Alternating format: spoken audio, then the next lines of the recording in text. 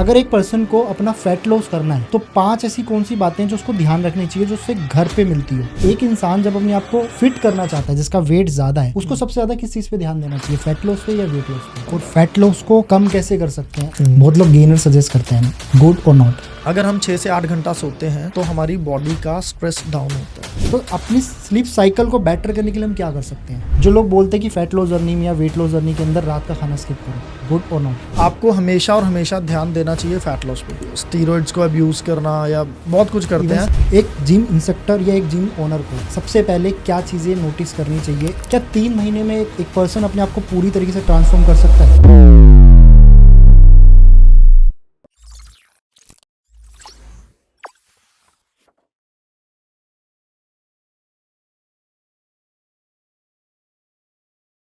हम सभी को पता है फिटनेस हेल्थ हमारी लाइफ के अंदर कितना इम्पोर्टेंट, कितना ज़्यादा रोल प्ले करती है हमारी लाइफ में। और फिर भी हम अपनी हेल्थ को सबसे लास्ट में रखते हैं, फिटनेस को सबसे लास्ट में रखते हैं। जबकि अगर हम लोग अपनी फिटनेस को अच्छी नहीं कर सकते, हेल्थ को अच्छी नहीं कर सकते, तो हमारी लाइफ के अंदर हमें बहुत सारी चीज़ें प्रॉब्लम के साथ झेलनी पड़ती है। और इसी प्रॉब्लम का सोल्यूशन आपको इस पॉडकास्ट में मिलने वाला है। और आज के हमारे गेस्ट हैं साहिल दुग्गल, जो कि फिटनेस में इंटरनेशनली सर्टिफाइड है, एक एजुकेटर है, ट्रेनर है। और इस पॉडकास्ट के अंदर हम लोगों ने बहुत सारे टॉपिक को कोशिश करी है कवर अप करने की। Fat loss journey, weight loss journey, कैसे आप अपने वेट को गेन कर सकते हो, फिट कैसे कर सकते हो अपने आप को, हेल्थ आप अपनी कैसे फिट कर सकते हो, आप अपनी इंटरनली हेल्थ को कैसे फिट कर सकते हो, बॉडी पोस्चर्स कैसे होनी चाहिए आपकी लाइफ में, आप किस तरीके से अपनी बॉडी पोस्चर्स को ट्रेन कर सकते हो, शेप को कैसे ट्रेन कर सकते हो। और भी बहुत इंपॉर्टेंट टॉपिक्स को हम लोगों ने इस पॉडकास्ट के अंदर कवर किया है। इस पॉडकास्ट को एंड तक देखो और समझो अपनी फिटनेस जर्नी को, इसको इम्पोर्टेंस दो। और सबसे पहले आपकी फैमिली स्वस्थ रहेगी तभी इंडिया आगे बढ़ेगा। तो एंजॉय करो इस पॉडकास्ट को।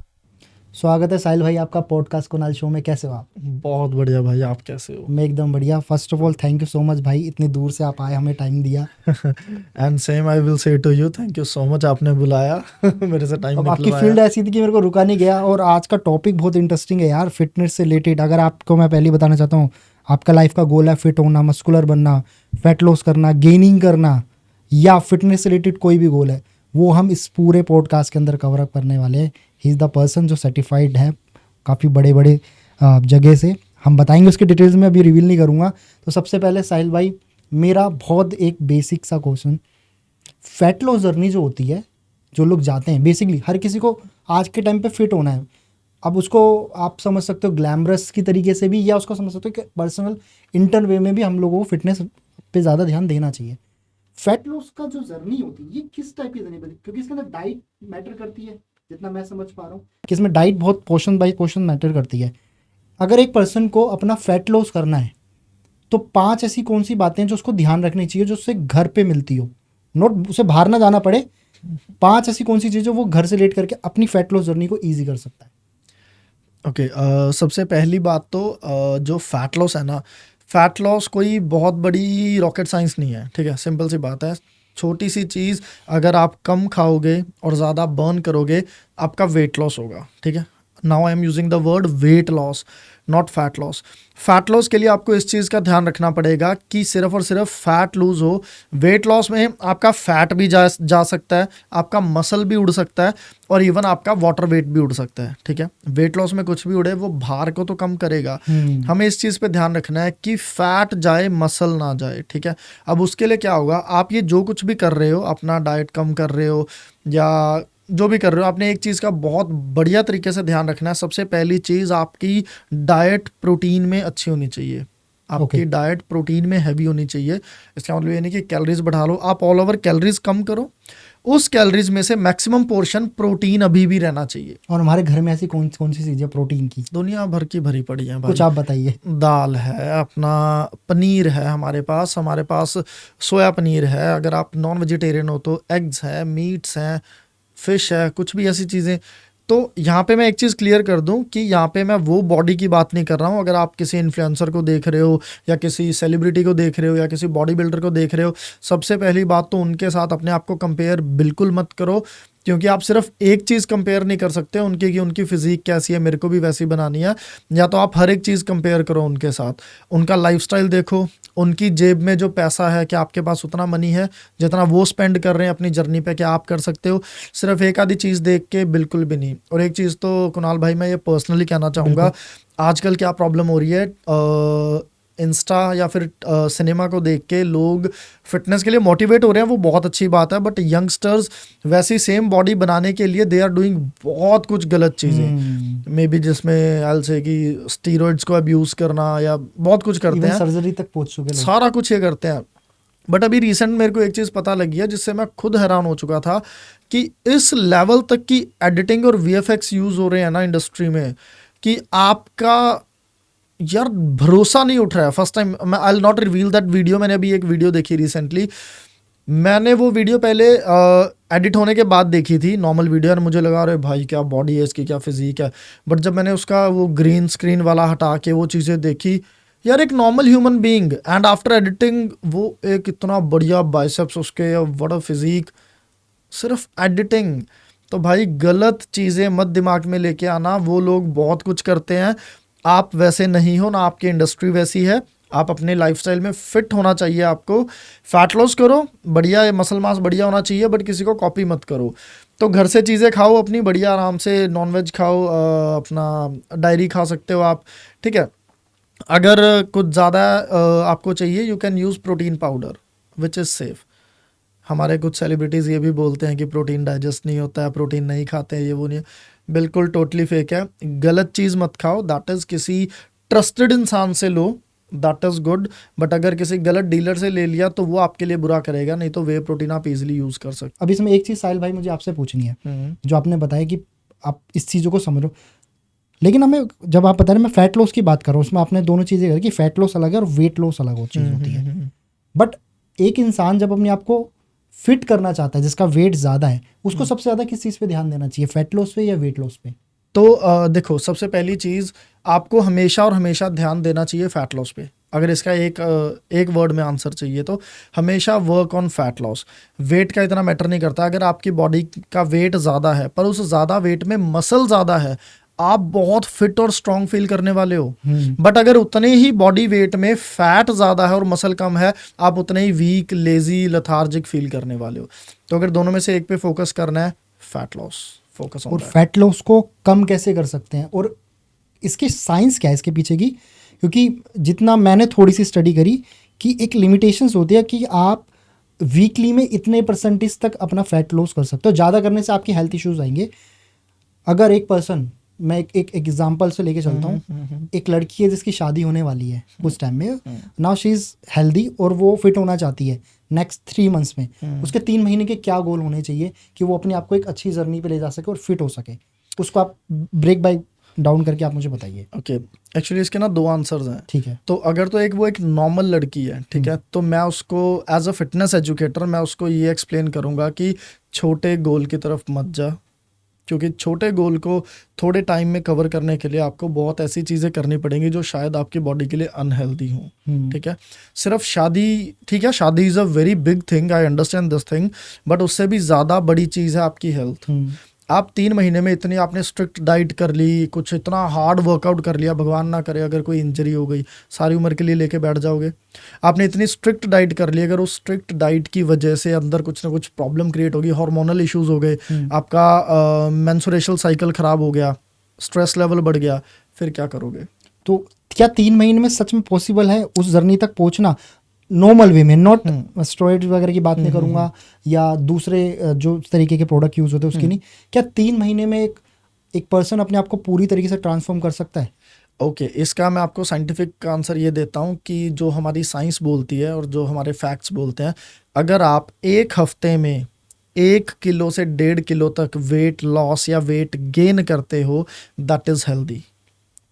इस हिसाब से आप उसको मल्टीप्लाई कर लो। दैट इज़ अगर आप 1 महीने में 4 से 6 किलो लूज कर रहे हो या गेन कर रहे हो, दैट इज़ हेल्दी। अगर इससे ज़्यादा हो रहा है तो no, that is not healthy and that is not, चाहे वो गेन हो चाहे वो फैट हो।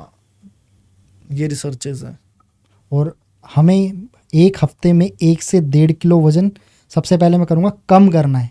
अब वजन कम करने में वो फैट लॉस में भी हो सकता है। क्या डाइट रखनी चाहिए? आपने बताया था कि प्रोटीन होना चाहिए, हम्म। आप डाइट वाइज न्यूट्रिशंस क्या होने चाहिए एक हफ्ते में 1 से 1.5 किलो वजन कम करने के लिए? इसको मैं बहुत ना सिंपल भाषा में बताता हूँ, ठीक है, क्योंकि अगर ये नहीं है कि इतने ग्राम प्रोटीन ले लो, मतलब कोई भी स्कूप्स लेके नहीं बैठा, मैं एक नॉर्मल इंसान की बात कर रहा हूँ। जो लोग तो प्रोफेशनल है चीज़ों में, वो ऐसे एक एक चीज़ को मेजर करके करते हैं, बट लेट्स से आपके मॉम डैड, मेरे मॉम डैड, ठीक है, हम Sisters लोग हो वैसे ही कोई। बिजी हैं यार, तो वो स्कूप ले लेके कौन दालें छांटता फिरेगा? This is not going to happen. Simple सी चीज़ बताता हूँ, आपकी एक थाली है, ठीक है, आपकी एक प्लेट है, उसका आधा हिस्सा प्रोटीन के सोर्स से भरा होना चाहिए। दैट इज उसके अंदर या तो दाल हो या पनीर हो या अंडा हो या चिकन हो, ऐसा कुछ भी हो, सोयाबीन हो, ठीक है। उसके बाद जो बचा हुआ आधा हिस्सा है, उस हिस्से का नियर अबाउट 40%, 40 to 50%, ऑलमोस्ट आधा ही हो गया हाँ लगभग। आधा ही हो गया, वो कार्बोहाइड्रेट से भरा हो, कार्ब्स। दैट इज वो रोटी हो, चावल हो, ब्रेड हो, जो भी आप खाते हो, ठीक है। एंड जो बचा हुआ रह गया, उसका आधे से ज्यादा हिस्सा, बचे हुए का आधे से ज्यादा हिस्सा आपका सैलेड के साथ भरा होना चाहिए, फाइबर। फाइबर्स, ठीक है। उसके अंदर आप कुछ भी नॉर्मल चीज़ें यार, खीरा हो गया, प्याज, टमाटर, जो भी सीजन चल रहा है उस हिसाब से आप कोई भी रो वेजिटेबल्स कुछ ले सकते हो। और जो बचा हुआ हिस्सा है वो फैट्स होने चाहिए आपके, ठीक है, जिसके अंदर आप कुछ भी ले सकते हो, बादाम हो गए आपके, ठीक Good है, fats. गुड फैट्स, वो ऐसी चीज़ें आप ले सकते हो। तो अगर आपकी थाली कुछ ऐसी ऐसी दिख रही है, तो that is a good diet plan, and वो इजीली फॉलो हो जाएगा कंपैरेटिवली। भाई मैंने ये नहीं खाना, वो नहीं खाना, क्योंकि आप कुछ ऐसी, मैं एक ना सिंपल सी एडवाइस देता हूँ, कोई भी ऐसी डाइट फॉलो मत करो जिसको देख आपके ट्रेनर ने आपको एक डाइट दी, आपने वो पढ़ी, अगर आपके अंदर से ये चीज़ आ गया ना कि ये प्लान मैं 1 साल के लिए फॉलो कर लूँ, कर सकता हूँ या कर सकती हूँ, तो उसको स्टार्ट कर लो। फॉलो मत करो 1 साल के लिए, पर अंदर से ये फील आना चाहिए कि यार ये तो मैं 1 साल भी कर लूंगी। अगर इतना फील बॉडी दे रही है ना, that is a very good plan. उसका फायदा ही नहीं है 1 महीना आप कुछ भी नहीं खा रहे हो। अरे ह्यूमन हो, ठीक है, आपका आगे जाके आप भी किसी न किसी शादी में जाओगे, कोई पार्टी आएगी, एक लाइफ है यार हमारी, हम लोग उसे खराब नहीं कर सकते हैं। You should be good at choosing the things, not just अपने आप को भूखा रखना है, मारना है। यार एक लाइफ है, उसको चीज़ों को ढंग से प्लान करो, आप इंजॉय भी कर सकते हो और अपना वेट लॉस जर्नी या फिटनेस की जर्नी भी साथ में चला सकते हो। और यहीं पर अगर हम इसको वेट गेन पे ले जाते हैं, तब जो थाली का पोर्शन है वो कैसा होना चाहिए? तब क्या होगा, एक तो मैं ना जो मैं अपने क्लाइंट्स के साथ करता हूँ, मैं बहुत सिंपल से ट्रिक यूज़ करता हूँ। मैं ना उनमें से नहीं हूँ कि भाई ये खा वो खा वो खा, यार वो पॉसिबल नहीं है किसी इंसान के लिए। गेन करना है, सिंपल फंडा है, कैलोरीज को बढ़ाना पड़ेगा। तो मैं सबसे पहले क्या करता हूँ, मैं उसको ये बोलता हूँ कि भाई तू जो भी खा रहा है ना, उसको थोड़ा थोड़ा बढ़ा दे। सेम चीज़ कोई, फॉर एग्जांपल वो 3 रोटी खा रहा है, मैं उसको बोलता हूँ भाई 1 रोटी और बढ़ा दे। अगर वो 1 कटोरी सब्जी खा रहा है, तो मैं उसे बोलता हूँ कि आधी कटोरी सब्जी और बढ़ा दे, ठीक है। उसके साथ कुछ ना कुछ प्रोटीन का सोर्स मैं ज़रूर रखता हूँ, ताकि ये ना हो कि सिर्फ ज़्यादातर उसका फैट ही बढ़ता जाए। अगर वो अंडा वगैरह नहीं खा रहा है, तो भी तो जब भी मील खा रहा है उसके अंदर 2 अंडे खा ले उबले हुए, ठीक है। अंडा नहीं खाना, वेज है तो प्रोटीन खा ले, प्रोटीन को एज अ सप्लीमेंट फॉर्म में ले ले अगर पॉसिबल नहीं हो रहा है। अगर तुम्हारा ट्रैवलिंग ज़्यादा है, तुम अंडा बॉईल करने का टाइम नहीं है, पनीर बनाने का टाइम नहीं है, तो मतलब कुछ ना कुछ ऐसा हो जाता है। छोटे छोटे स्टेप्स लो, बट उनको कंटिन्यूटी में फॉलो करो, वो आपको रिजल्ट देंगे। बहुत बड़े स्टेप्स ले लिए, फॉलो नहीं कर रहे हो, रिजल्ट ही नहीं मिलेगा। तो ये सिंपल सा फंडा रहता है। कैलोरीज बढ़ गई, 1 हफ्ता ऐसे चलाओ, अगले हफ्ते थोड़ी सी फिर बढ़ा दो, आधी रोटी फिर बढ़ा दो। तो वो जब ऐसे बढ़ेगा ना, तो एक तो बॉडी के ऊपर लोड नहीं पड़ेगा, आपके लिवर किडनी के ऊपर लोड नहीं पड़ेगा। आप 3 रोटियां खा रहे हो इतने सालों से, अब एकदम 6 रोटियां कर दी, तो लोड तो बॉडी पे आया ना, तो बीमार हो सकते हो, प्रॉब्लम क्रिएट हो सकती है। इस बीच में काफ़ी जो ट्रेनर है, मैं तो खैर जिम खुद भी जाता हूँ, तो मुझे पता है बहुत लोग गेनर सजेस्ट करते हैं, गुड और नॉट, ये सही है खाना या नहीं? देखो मैं पर्सनली गेनर को गुड या बैड मैं ऐसे नहीं बोल सकता हूँ, सिचुएशन के हिसाब से होगा। अगर आपने किसी घटिया ब्रांड का या नकली चीज़ ले ली, तो दैट इज़ वेरी बैड। अगर आपको ओरिजिनल चीज़ मिल रही है, बट आपका जो बेसिक न्यूट्रिशन है वो पूरा होने के बाद आप उसको ऐड ऑन कर रहे हो, दैट इज़ गुड। आपका खाना ही पूरा नहीं है यार, आप दिन में ही 2 बार खा रहे हो एंड उसके बाद गेनर के स्कूप्स मार रहे हो, टोटल वेस्ट है।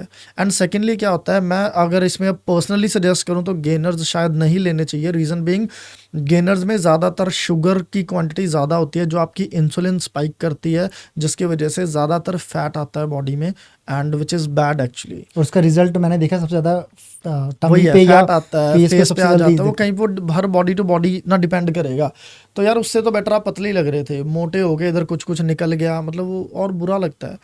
And I will suggest gainer नहीं। आप अपना डाइट को ऑन द मार्क रखो, जब वो ऑन द मार्क हो गई, अब इससे ज़्यादा नहीं बढ़ा पा रहे हो, अब go to a very good brand या फिर अ वेरी गुड डीलर जो आपको पता है कि ओरिजिनल चीज़ें देगा, वहाँ से यूज़ करो। हाँ, that is good, not a okay, concern. अब इसी में मेरा एक लेयर और डीपर क्वेश्चन, जो लोग बोलते हैं कि फैट लॉस जर्नी में या वेट लॉस जर्नी के अंदर रात का खाना स्किप करो, गुड और नॉट?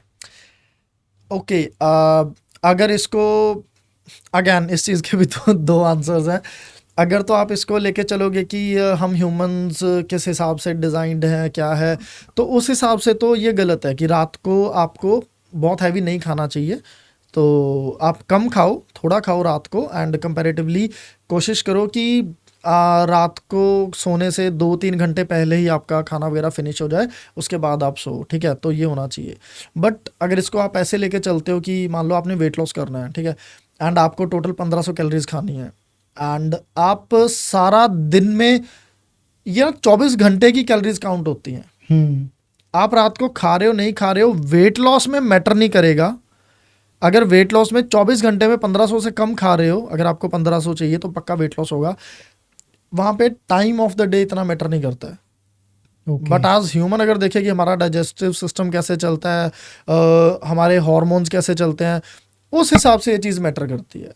तो ये एक कंसर्न रहता हमारा इंडियन कल्चर जब हम देखते हैं खासकर सिटीज़ में, है। दिल्ली है, मैं तो खैर दिल्ली से, तो आई नो दैट कि यहाँ पर लोगों, आपने देखा नहीं कि हमारे इंडियन कल्चर में ज़्यादातर प्रेफरेंस रात के खाने को नहीं दी जाती। लोग रात के खाने पे ज़्यादा अच्छे तरीके से खाना खाते हैं और बहुत भरपेट ओवर ईटिंग भी करते हैं, और जिसकी वजह से आई थिंक हेल्थ इश्यूज होना सबसे ज़्यादा कॉमन है। जितना मैं समझ पा रहा हूँ कि हमारा रात का खाना, आपने सही बोला कि 3 घंटे पहले खाना चाहिए हमें सोने से पहले, ताकि वो डाइजेस्ट हो सके। और सोने से ये, इस बात में एक चीज़ और भी है कि सोने से पहले जब हम 3 घंटे पहले खाना खाते हैं, तो वो 3 घंटे का प्रोसेस का रीज़न क्यों? क्योंकि उसको डाइजेस्ट होने के लिए उतना टाइम चाहिए। ओके, जो सबसे पहली चीज़ जो आपने पहले पूछा कि जैसे आप दिल्ली से हैं, ज़्यादातर लोग शाम को रात को ज़्यादा खाते ज़्यादा, हैं, हाँ है ना? हाँ। तो मैं इसका ये जवाब देना चाहूँगा कि अगर 10 लोग या अगर 1000 लोग कुछ गलत हरकत करें, तो क्या वो हरकत ठीक हो जाती है? नहीं। जो गलत है वो गलत है, चाहे वो हम्म, 10 कर रहे हैं, चाहे वो 1000 या वो लाख लोग कर रहे हैं। जो गलत है वो गलत है। बट थिंग इज कि गलत चीज़ को जल्दी लोग पकड़ते हैं, दे आर लाइक उसको भी क्या हो गया, उसको भी क्या। अब लोग सिगरेट पीते हैं, दारू पीते हैं, कितने लोग पीते हैं, तो क्या वो एक्ट ठीक है? नहीं। एक्ट तो अभी भी गलत है ना, बट पीते हैं। तो कई लोगों को उसकी नेसेसिटी हो जाती है, आदत पड़ जाती है। कई लोग देख देख के पीते रहे, वो भी तो पीता है, मैं भी पी रहा हूँ, तो act is still wrong. Same वही चीज़, रात को हैवी खाना इज गलत, नहीं खाना चाहिए। Now coming to your second question कि अगर खा भी लिया तो क्या हो गया भाई, कितना सीन हो गया ना। अगर आप, होता क्या है, everything works in a process, everything works in a process. तो जब आप रात को बहुत ज़्यादा हैवी खा के लेट जाते हो, बॉडी का, ओके, जब हम लेटते हैं, सोते हैं, सोने का मतलब क्या है कि बॉडी शट डाउन होने वाली है ना। Let's make it as computer के साथ कंपेयर करते हैं। अगर आपने अपने पीसी को शट डाउन कर दिया, तो अब वो पीछे कुछ फंक्शन तो नहीं ना करेगा। Same is with the body, shut down होना, रिलैक्स होना। आप रिलैक्स कब होगे? अगर आपके हाथ पैर चलते जा रहे हैं, for example if in any situation आपने आंखें बंद कर ली पर हाथ पैर चल रहे हैं, तो क्या आप रिलैक्सड हो? नहीं। नहीं होना। सेम थिंग, अगर आपकी मशीनरी अंदर से चल रही है, माइंड उसको सिग्नल्स भेज रहा है, ये पचाना है, ये इतना तो पता नहीं। जब भी हम खाते हैं तो हमारे डाइजेस्टिव हार्मोन्स है ना, रिलीज होते हैं, वो सारा कुछ उसको डाइजेस्ट करते हैं, एसिड्स वगैरह, HCl वगैरह रिलीज होता है बॉडी के अंदर। तो दैट इज माइंड सिग्नल दे रहा है, वो तभी हो रहा है ना। तो दैट इज माइंड अभी भी चल रहा है, तो रिलैक्सेशन कहाँ है? तो स्ट्रेस लेवल बढ़ेगा इससे? ऑब्वियसली बढ़ेगा। स्ट्रेस कैसे बढ़ेगा? इनडायरेक्टली बढ़ेगा। जैसे अगर हम 6 से 8 घंटा सोते हैं, तो हमारी बॉडी का स्ट्रेस डाउन होता है। अब एक्चुअल सोना है, वहाँ पे डीप स्लीप में जाना है, पर आप डीप स्लीप में जा ही नहीं रहे। कहाँ जा रहे हो डीप स्लीप में? आधा टाइम तो आप अपने हिसाब से 6-8 घंटा सो रहे हो, पर उसके अंदर बॉडी आधा टाइम तो काम वो करे ना जो उसको जाग के करना चाहिए था। तो दैट इज 3 घंटे तो ये निकाल दो, 3-4 घंटे उसमें ही चले गए, तो आपका वैसे ही स्लीप कम हो गया। स्लीप कम हो गया तो स्ट्रेस बढ़ेगा, क्योंकि स्ट्रेस को रिलीज करने का सबसे बढ़िया एंड सस्ता सीन इज सो जाओ। बहुत बढ़िया स्ट्रेस को रिलीज करता है। और जो भी पर्सन फैट लॉस की जर्नी में, वेट लॉस की जर्नी में या फिर गेनिंग की जर्नी में होता है, हमारी स्लीप साइकिल कितनी मैटर करती है? बहुत बढ़िया क्वेश्चन है इस, ये ना, and I literally thank you कि आपने ये क्वेश्चन पूछा। अभी तक इस पे मैं अपने खुद के इंस्टाग्राम पे मैं अभी बहुत जल्दी एक रील बनाने वाला था इस टॉपिक पे, तो चलो यहाँ से शुरू करते हैं इसको।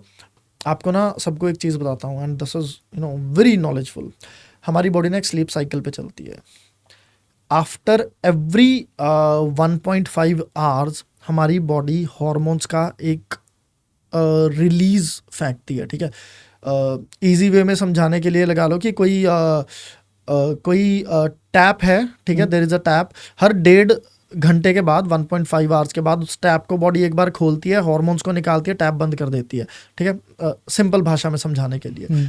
ये प्रोसेस हर 1.5 घंटे के बाद होता है, हर एक ह्यूमन बॉडी में, हर ह्यूमन बॉडी में, जब आप सो जाते हो, जब आप सो जाते हो सोने के बाद। तो लेट्स से आप रात को 10 बजे सो रहे हो, तो 10 के बाद ये पहली बार कब होगा? 11:30 बजे, 1.5 घंटे के बाद, 1 बजे, 2:30 बजे, ऐसे 4 चलेगा। बजे ऐसे।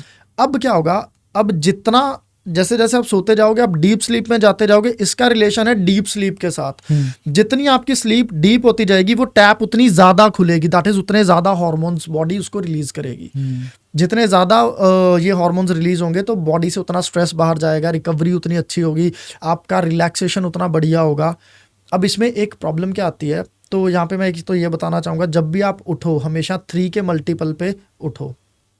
कैसे समझानी 3 के? दैट इज, आप जब भी सो रहे हो तो कम से कम या तो 3 घंटा सो, या 6 घंटा सो, इस हिसाब से, या 9 घंटा सो। ये चीज़ आपको बहुत बढ़िया रिजल्ट देगी 3 के मल्टीपल पे, ठीक है। या कई लोग क्या करते हैं, कई लोग अपने अलार्म्स लगा के रखते हैं कि सुबह जल्दी उठना है, तो 5-7 अलार्म्स लगा दिए। वो अलार्म्स क्या करते हैं, वो आप तो डीप स्लीप में चले गए, अलार्म बजते ही आप उससे बाहर आ गए। अभी बॉडी ने एक बढ़िया फ्लो देना था हॉर्मोन्स का, बट वो अलार्म की वजह से डीप स्लीप टूट गई, वो उतना फ्लो आया ही नहीं। तो ये एक बहुत बड़ी गलती करते हैं लोग। तो जिससे होता क्या है, लोगों को लगता है यार मैं तो 8-8 घंटे सो रहा हूँ, 6 घंटे सो रहा हूँ, बट थका फील करते हैं, फिर भी थका फील कर रहा हूँ, अभी भी रिकवरी नहीं हो रही, स्ट्रेस मेरे में अभी भी है। इन चीज़ों को ट्राई करो। मैक्सिमम कितना देर सोना चाहिए? कम से कम 6 घंटा, कम से कम। और मैक्सिमम कितना? कोई लोग आपने सुना होगा कि 10-10, 12-12 घंटे भी सो के उनको वो फील नहीं होता, ऐसा क्यों? क्योंकि वो गलत है, वो गलत, ज्यादा एक्सट्रीम लेवल पे। Excess of everything is bad, excess of everything is bad. 6 घंटे से 9 घंटे के बीच में is very good sleep, very good sleep. 9 घंटा भी इसलिए कि अगर आप बहुत ज्यादा टायर्ड हो, बहुत टायर्ड भी हो, टायर्ड नहीं, टायर्ड आई विल नॉट से ओनली टायर्ड, यहाँ पे आप बहुत ज़्यादा फिजिकली एक्टिव होते हो। अगर आप कि आप पहले तो सारा दिन अपने ज़िंदगी की भसड़ में हो आप, ठीक है, यहाँ से उठा, सुबह उठे, ऑफिस गए, वो शाम को वर्कआउट भी किया, बच्चे के साथ भी खेल रहे हो, मार्केट भी जा रहे हो, ग्रॉसरी कर रहे हो, मतलब सारा दिन ऐसा वो चल रहा है। तो ऐसे ऐसे टाइम पे, वैसे 9 तक कोई जाता नहीं, हमारी लाइफस्टाइल आजकल वैसी हो गई है। तो 6 घंटे से 8 घंटे अल से दिस इज़ गुड, इतना तो कम से कम सो आप। अपनी स्लीप को, साइकिल को बेटर करने के लिए क्या करना चाहिए, ताकि ये बहुत कॉमन सबसे ज़्यादा प्रॉब्लम है, जिसके सबसे ज़्यादा, जिसके वजह से हमारे अंदर जो हार्मोन्स बदल रहे हैं ह्यूमन बॉडीज़ के अंदर, और प्रॉब्लम्स क्रिएट हो रही है, स्ट्रेस लेवल बढ़ रहा है एक सर्वे के अकॉर्डिंग, क्योंकि लोग अपनी स्लीप्स को बेटर नहीं कर पा रहे। जो पहले अच्छे तरीके से सोते थे वो धीरे धीरे डिस्ट्रॉय होती जा रही है, ख़राब होती जा रही है। मतलब वो शायद 6 घंटे अगर 8 घंटे सो रहे तो उसमें तो बेटर स्लीप उसकी 2-2.5 घंटे की है, ये मिनिमम है। मैक्सिमम ही 3-4 घंटे जाती है, वो 6-8 घंटे अच्छे से नहीं सो पाते। तो अपनी स्लीप साइकिल को बेटर करने के लिए हम क्या कर सकते हैं? इसकी ना 4-5 छोटी छोटी चीज़ें हैं, उसको चेंज कर दो, आपकी स्लीप बहुत बढ़िया हो जाएगी। एकदम नहीं होगी, बट विद टाइम हो जाएगी। सबसे पहली चीज़, सोने से जस्ट पहले खाना छोड़ दो, 2-3 घंटे पहले खाओ। सोने से कम 5 घंटा पहले तक कॉफ़ी नहीं पीनी है, कैफीन नहीं पीनी है, ठीक है। कॉफ़ी का कुछ भी सोर्स, चाहे वो कोका कोला है, कोल्ड ड्रिंक है ना, कोल्ड ड्रिंक कैफीन वाली कोई भी चीज़, उसको 5 घंटे पहले तक एलिमिनेट करो। कैफीन जितनी बॉडी में होगी वो नींद नहीं आने देगी। अगर नींद आएगी तो आप डीप स्लीप में नहीं जाओगे, दैट इज़ वो रेस्ट वाली नींद नहीं आएगी, ठीक है। उसके बाद आपने क्या करना है, अगैन जो सबसे बड़ा हमारा आजकल का प्रॉब्लम है, मोबाइल या लैपटॉप, इलेक्ट्रॉनिक्स को दूर करो। सोने से कम आधा 1 घंटा पहले तक फ़ोन नहीं छूना चाहिए, क्योंकि प्रॉब्लम क्या है, उससे डायरेक्ट प्रॉब्लम नहीं आती है, बट इनडायरेक्टली हम उस चीज़ में इतना घुस जाते हैं, हम अपना टाइम ही नहीं देखते हैं, माइंड में चलता रहता है। मतलब वो बस हम उस एल्गोरिदम में फंस जाते हैं, हम चलाते जा रहे हैं, चल 5 मिनट और चला लिया, 5 मिनट और चला लिया, वो करते करते हमारा टाइम निकल जाता है, जो सोने का टाइम है वो निकल जाता है। तो रादर देन क्या करो, उसकी जगह आधा घंटा पहले बुक्स रीड करना शुरू करो। अब आप बोलोगे यार बुक्स में मज़ा नहीं आता, तो ठीक है, अगर मज़ा आ गया तो नॉलेज आ जाएगी, नहीं मज़ा आया तो बोर होके सो जाओगे। यही तो चाहिए, सोना ही तो है ना। ये चीज़ हो गई। उसके बाद जो सबसे बड़ी चीज़ जो मैंने अभी बताई कि अलार्म्स, अपने ज़्यादा अलार्म्स मत लगाओ। जितने ज़्यादा अलार्म्स आप रात के लगाओगे, आप डीप स्लीप में जा ही नहीं पाओगे। और जिस टाइम पे उठना है बस उतना बस ही उसके 1-2 ऊपर नीचे लगा लिया, दैट इज़ इनफ। मतलब 3 अलार्म से ज़्यादा मत लगाओ, तो उसके आसपास ही रखो अपने अलार्म्स। तो ये कुछ चीज़ें अगर आप इनको करते हो तो स्लीप ऑब्वियसली बेटर होगी। उसके बाद आपका स्ट्रेस रहता है कि थोड़ा स्ट्रेस रहता है, तो उसके लिए आई विल सजेस्ट कि जैसे कुछ आप बेसिक हर्ब्स जैसे अश्वगंधा हो गई, आप सोने से पहले दूध के साथ 2 गोली अश्वगंधा की खा लो, एंड बहुत बढ़िया स्ट्रेस रिलीवर है वो। शिलाजीत यूज़ कर सकते हो, that is very good for sleep. तो ये चीज़ें आप यूज़ कर सकते हो। फिजिकल एक्टिविटी ऐड ऑन करो, बहुत सबसे बढ़िया बात। थकोगे तो यार आराम से जाके गिरोगे ना बेड पे, तो फिजिकल एक्टिविटी नहीं कर रहे हो तो करो। मैं नहीं कह रहा कि सिर्फ जिम में जाओ, आप घर पे वॉक स्टार्ट कर लो। बाहर नहीं जा सकते हो, स्टेयर्स तो है ना घर पे, स्टेयर्स चढ़ लो, उतर लो, कुछ जंप्स कर लो, कुछ तो कर लो। 1 घंटा वर्कआउट नहीं कर पा रहे, 10 मिनट कर लो यार, कोई प्रॉब्लम ही नहीं है। Just give it a start, कहीं तो स्टार्ट करो। 10 मिनट से 15 मिनट होगा, वहीं से 20 मिनट होगा, आराम से हो जाएगा।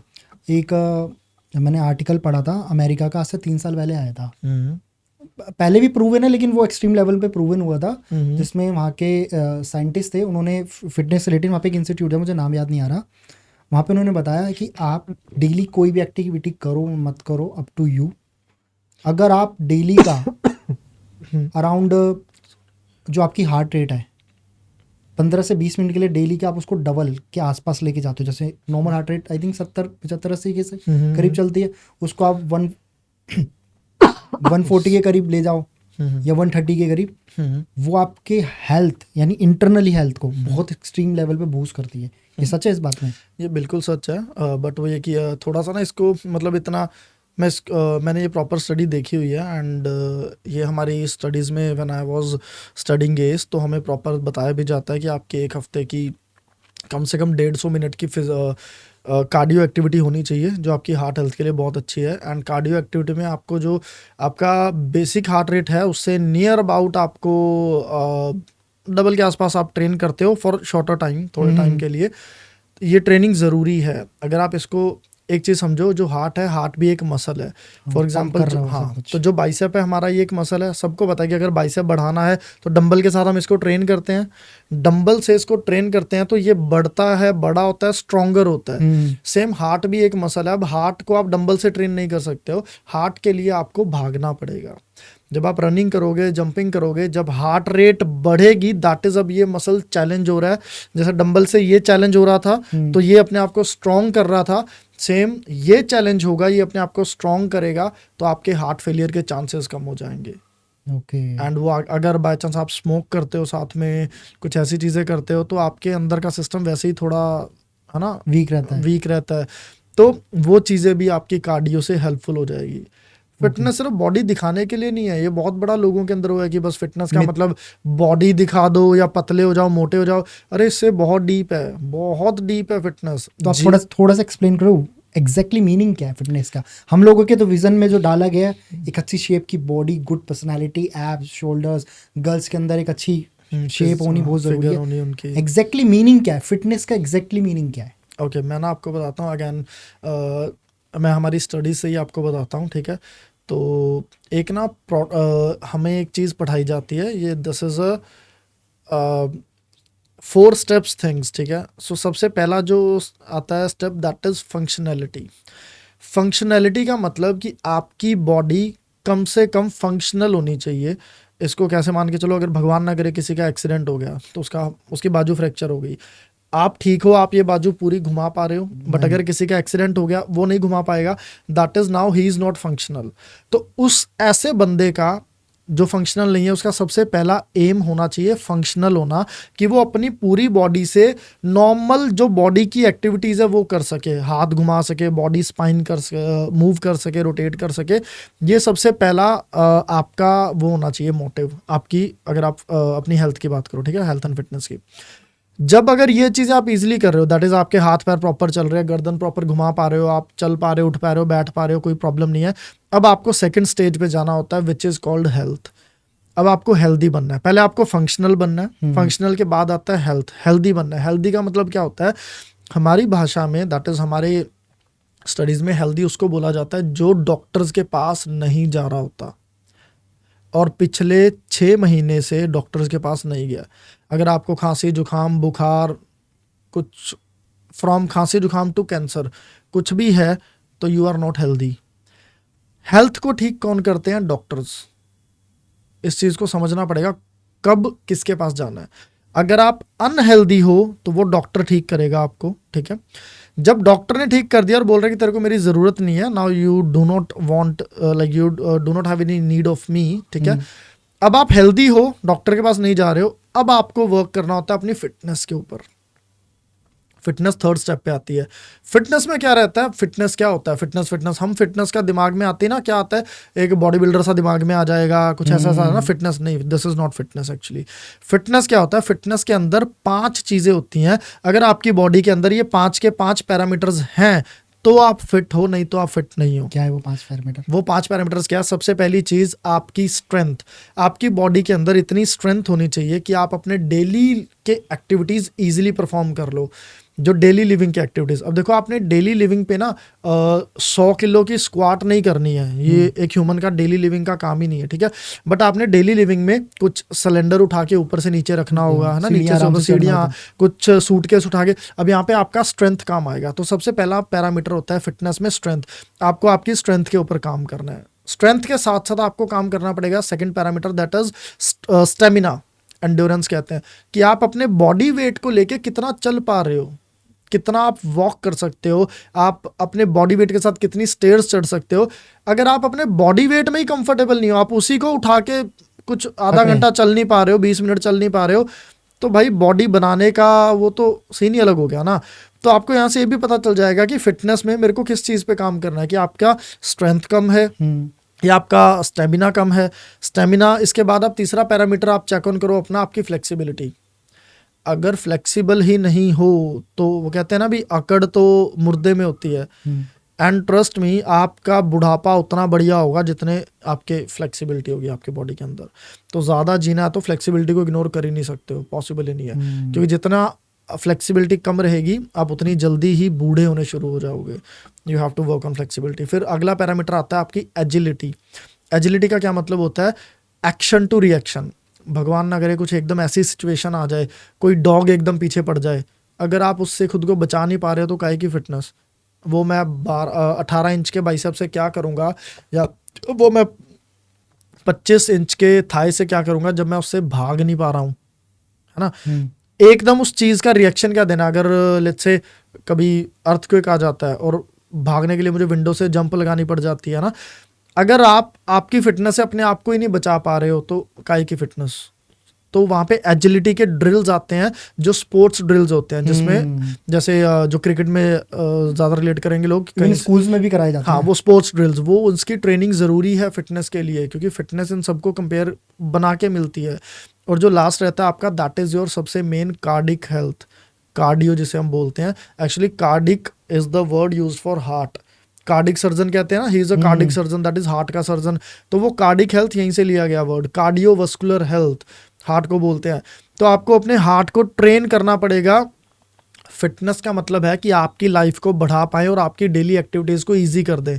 स्ट्रेंथ होगी तो डेली एक्टिविटीज़ इजी होगी, स्टेमिना होगा तो डेली एक्टिविटीज़ इजी रहेगी, एजिलिटी होगी, फ्लेक्सिबिलिटी होगी, डेली एक्टिविटीज़ आपकी बढ़िया रहेगी, और कार्डिक हेल्थ आपकी अच्छी रहेगी तो आप उतना ही तो लंबा जी पाओगे। हार्ट नहीं अगर कहाँ साथ छोड़ दिया, कहाँ तक लेके जाओगे उसको? तो इन सब 5 चीज़ों को अलग अलग तरीके से ट्रेन भी किया जाता है। इसीलिए अगर आप मेरी प्रोफाइल पे जाओगे ना, यू विल सी दिस, कि मैं हर एक वीडियो में यही बोल रहा हूँ कि भाई अपने ट्रेनर को प्लीज़ ढंग से चूज़ करो। ट्रेनर्स के ऊपर पैसा लगाने से मत चूको। I guarantee you Kunal bro कि आप अपने आसपास के जिम्स में देखना, या आप जिस भी जिम में जा रहे हो, this is what I am saying to each and every audience. आप भी ये चीज़ ट्राई करना, जो भी जिम में जा रहे हो आप लोग, आपके आसपास जो लोग ट्रेन कर रहे हैं ना, 80% लोग सेम प्लान के साथ ट्रेन कर रहे हैं। वही चेस्ट, बैक, बाइसेप, एब्स, भाई 5 पैरामीटर अलग अलग हैं, तुम सिर्फ स्ट्रेंथ पे काम कर रहे हो, सिर्फ वजन उठा रहे हो। लाइफ में सिर्फ वजन उठाना जरूरी है क्या? बाकी पैरामीटर्स कैसे ट्रेन करोगे? एंड आई गारंटी यू उसमें से 50 से 60% ट्रेनर्स को ही नहीं पता है कि इसको कैसे ट्रेन करें। क्या हर एक पर्सन जो भी नॉर्मल ह्यूमन बींग्स है, इन सब के लिए जैसे डाइट सबकी अलग अलग होती है क्योंकि सबकी चीज़ें मेजर करी जाती है, क्या इनका जो जिम का जो ट्रेनिंग सिस्टम होता है ये भी इनके लिए अलग होना चाहिए या सबके लिए सेम होना चाहिए? बिल्कुल, मेरा खुद का जिम है ब्रो, मेरे 3 जिम्स हैं, ठीक है, ट्राई सिटी में। एंड ऐसा नहीं है कि मेरे पास जो भी आ गया, एंड इवन मैं ऑल ओवर इंडिया काम करता हूँ। सो ऑल ओवर इंडिया में वेट लॉस के लिए काम करता हूँ, बट मेरे जो जिम के अंदर तो मैं हर एक तरह के क्लाइंट के साथ काम करता हूँ। तो व्हाट हैपन्स इज, मेरे पास जो भी क्लाइंट आता है, मैं ये नहीं कि हाँ भाई चलो तुम्हारे बैक बाइसेप स्टार्ट हो गए आज से, ऐसे नहीं होता है। आपको पता ही नहीं है उसकी हिस्ट्री क्या है, उसकी स्ट्रेंथ क्या है, उसकी बॉडी के अंदर क्या किस चीज़ की कमी है, किस चीज़ कोई चीज़ उसकी कितनी अच्छी है। तो मैं मेरे जिम में क्या होता है, सबसे पहले उसका फुल बॉडी टेस्ट होता है। मैं चेक करता हूँ कि इसका स्टेमिना कितना है, स्ट्रेंथ कितनी है, फ्लेक्सिबिलिटी कितनी है, एजिलिटी कैसी है इसकी, कार्डिक हेल्थ कैसी है इसकी, ये सारा कुछ मैं चेक करता हूँ। उसके बाद उसका, सॉरी मैं आपको इसमें रोक रहा हूँ श्योर, क्योंकि मैं चाहता हूँ इसको हम एक्सप्लेन करके टॉपिक को बात करें। ये मैं चाहता हूँ कि जब ये वाला पॉडकास्ट लोग सुने और बात हो तो ये वाले लोगों को इस पर्टिकुलर टॉपिक के बारे में नॉलेज चाहिए। एक पर्सन, क्योंकि हर कोई उस जगह पे जाके आपके पास ट्रेनिंग नहीं कर सकता, सबके अपनी सिटीज़ एरिया के अंदर अपने अपने जिम्स हैं जहाँ वो जाते हैं। एक जिम इंस्ट्रक्टर या एक जिम ओनर को सबसे पहले क्या चीज़ें नोटिस करनी चाहिए एक नए पर्सन के लिए जो आ रहा है उसके जिम में? जो आपने बताया ना 5 पैरामीटर चेक कर दो, वो पैरामीटर क्या है और उसको किस तरीके से फर्स्ट पर्सन को ट्रेनिंग स्टार्ट करानी चाहिए, क्या एग्जैक्टली होना चाहिए? देखो, सबसे पहले तो क्या है, सबसे पहले तो सॉरी टू से मैं अपनी इंडस्ट्री की ही ये बात एक ऐसी बोल रहा हूँ, हमारे जो चाहे वो जिम ओनर्स हैं, सारे नहीं बट मैक्सिमम आई विल से, या वो हमारे जो ट्रेनर्स हैं, उनको यही नहीं समझ में आता कि हमारे क्लाइंट का गोल क्या है। उनको यही नहीं पता कि इसको क्या करवाना है। उनको ये पता है कि अच्छा क्लाइंट आ गया। आप एक चीज़ समझो यार, बच्चा आ रहा है, उसको भी बैक बाइसेप एब्स वही चल रहा है। कोई लड़की आ गई, सेम ट्रेनिंग चल रही है, बैक बाइसेप एब्स चेस्ट। कोई बूढ़ा बुजुर्ग आ गया, कोई प्रॉपर बॉडी बिल्डर आ गया। यार एक बच्चा और एक वो बॉडी बिल्डर, या एक वो फीमेल और वो बॉडी बिल्डर, इनके प्लान सेम कैसे चल रहे हैं? आई अंडरस्टैंड कि बॉडी बिल्डर ज़्यादा वेट उठा रहा है, फीमेल कम उठा रही है, बट सेम कैसे प्लान चला रहे हो आप उनका? क्या उस फीमेल ने बोला है कि सर मेरे को मेरी स्ट्रेंथ इंक्रीज करनी है, और आप उसको वो स्ट्रेंथ वाली चीज़ें कर रहे हो? या उस बच्चे ने आके बोला है कि सर मेरे को मसल बिल्डिंग करनी है, और आप वो बॉडी बिल्डर वाला प्लान चला रहे हो? या उस बुजुर्ग ने बोला है आके कि मेरे को एब्स निकालने हैं, आप वो श्रेड वाला प्लान चला रहे हो? उसका आपने कभी पूछा ही नहीं। एंड ये मैंने बहुत जिम्स में देखा, मैं 10 साल से इंडस्ट्री में हूँ, मैं इतने जिम्स में विजिट किया। अभी I like also I am also a chief जज at HPL, that is high performer league, जो बहुत ही जल्दी ऑल ओवर इंडिया में IPL के बराबर होने वाली है। I hope so, we started something ऐसा। तो हमने इतने जिम्स में विजिट किया है, लोग ट्रेनर्स पूछते भी नहीं है अभी क्या करना, कोई एंट्री आ गई एंड दे आर लाइक चलो वर्कआउट स्टार्ट करो। हाँ, तो अगर मैं एक ओनर हूँ या जिम ट्रेनर हूँ, तो मेरे को आप मेरे क्लाइंट हो, मुझे सबसे पहले क्या क्या चीज़ें आपसे चाहिए ताकि मैं आपके लिए एक सही ट्रेनिंग प्लान बना सकूं? देखो पता क्या, जो बाकी चीज़ें हैं ना, उसके लिए तो जैसे मैं खुद भी पढ़ा हुआ हूँ, ठीक है, मैंने इवन मैं एज फिटनेस एजुकेटर रह चुका हूँ, 4 साल मैंने पढ़ाया है, मेरे खुद के स्टूडेंट्स इंटरनेशनल लेवल पे काम कर रहे हैं।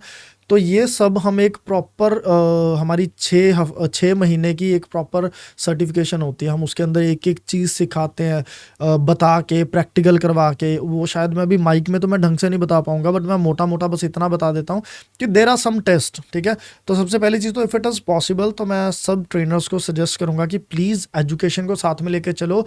ज़्यादा नहीं तो कम से कम एक सर्टिफिकेशन ज़रूर करके रखो, कम से कम एक, ताकि आपको बेसिक्स पता हो। और कोई भी आप एक बेसिक सर्टिफिकेशन करोगे ना, ये सारी चीज़ें उसमें आ जाती हैं, बहुत ईजिली आ जाती हैं। सेकेंड थिंग, अगर एक पीस ऑफ एडवाइस मेरे से लोगे तो मैं ये कहूँगा, हर एक इंसान को, चाहे वो क्लाइंट्स सुन रहे हैं, चाहे वो ट्रेनर सुन रहे हैं, चाहे वो जिम ओनर सुन रहे हैं, सबसे पहले अगर एक चीज़ किसी की चेक करनी है ना, वो उसका पोस्चर चेक करो। पोस्चर लाइक कैसे? बताता हूँ मैं। आपने देखा होगा जैसे जिसको अनिल कपूर का स्टाइल बोलते हैं ना, कई लोग ऐसे चलते हैं, ऐसे एक शोल्डर ऊपर करके, है ना। अब आप एक चीज़ समझो, ये this is a postural defect. एक नॉर्मल ह्यूमन बॉडी कैसी होनी चाहिए? दोनों शोल्डर्स बराबर होने चाहिए, सिंपल। अगर किसी का एक शोल्डर ऊपर है, और आपने कई लोग देखे होंगे ऐसे, या कई आपने देखे होंगे जो ऐसे स्पाइन से ऐसे थोड़े आगे की तरफ होते हैं ना, वो चीज़, इसको अनइवन शोल्डर्स बोलते हैं, इसको काइपोटिक बोलते हैं कि ये काइफोसिस है, इसको चलो डिटेल में नहीं जाते हैं उसमें। थिंग इज कि ज़्यादातर लोगों की गलत बैठने उठने की वजह से या एनी रीज़न की वजह से पोस्चर खराब खराब होते हो हैं। जाते हैं। सिर्फ इन दो चीज़ों की एग्जांपल लेके चलते हैं। मान लो कोई इंसान ऐसे है और हम उसका पोस्चर हमने चेक नहीं किया, पर हमें दिख रहा है कि यार मतलब बॉडी ऐसे तो नहीं होनी चाहिए। अगर मैं ऐसे इंसान को स्क्वाट्स करवाता हूँ, बॉडी स्क्वाट्स के लिए हम रॉड रखते हैं पीछे, आप एक चीज़ चेक करो। हमारे शोल्डर्स ऐसे होने चाहिए थे, ठीक है। तो जब इसके ऊपर रॉड आएगी तो वो रॉड सीधी रखी जाएगी। Right. अगर मेरा शोल्डर एक तरफ से ऊपर है और एक तरफ से नीचे, तो लॉजिकली वो रॉड भी टेढ़ी रखी जाएगी। अब रॉड के अंदर वेट बराबर है दोनों तरफ, बट टेढ़ी रखने की वजह से एक तरफ का वजन बढ़ जाएगा। दैट इज स्पाइन के एक तरफ के हिस्से में ज्यादा weight वजन। आएगा। हमें लग रहा है कि हमने वो बराबर डिवाइड किया हुआ है। मान लो उसके अंदर 50 kg है, लॉजिकली 25 इधर होना चाहिए, 25 इधर, और प्रॉपर ये होना चाहिए। बट ऐसे होने की वजह से एक तरफ 30 या 35 kg है, एक तरफ सिर्फ 10-15-20 किलो है, और वो इस हिसाब से बंदा स्क्वाट भी कर रहा है। एक चीज समझो, उसकी जो स्पाइन सीधी होनी चाहिए वो पहले ही टेढ़ी है, इसकी वजह से ऊपर से वजन और डल के वो और उधर को जा रही है।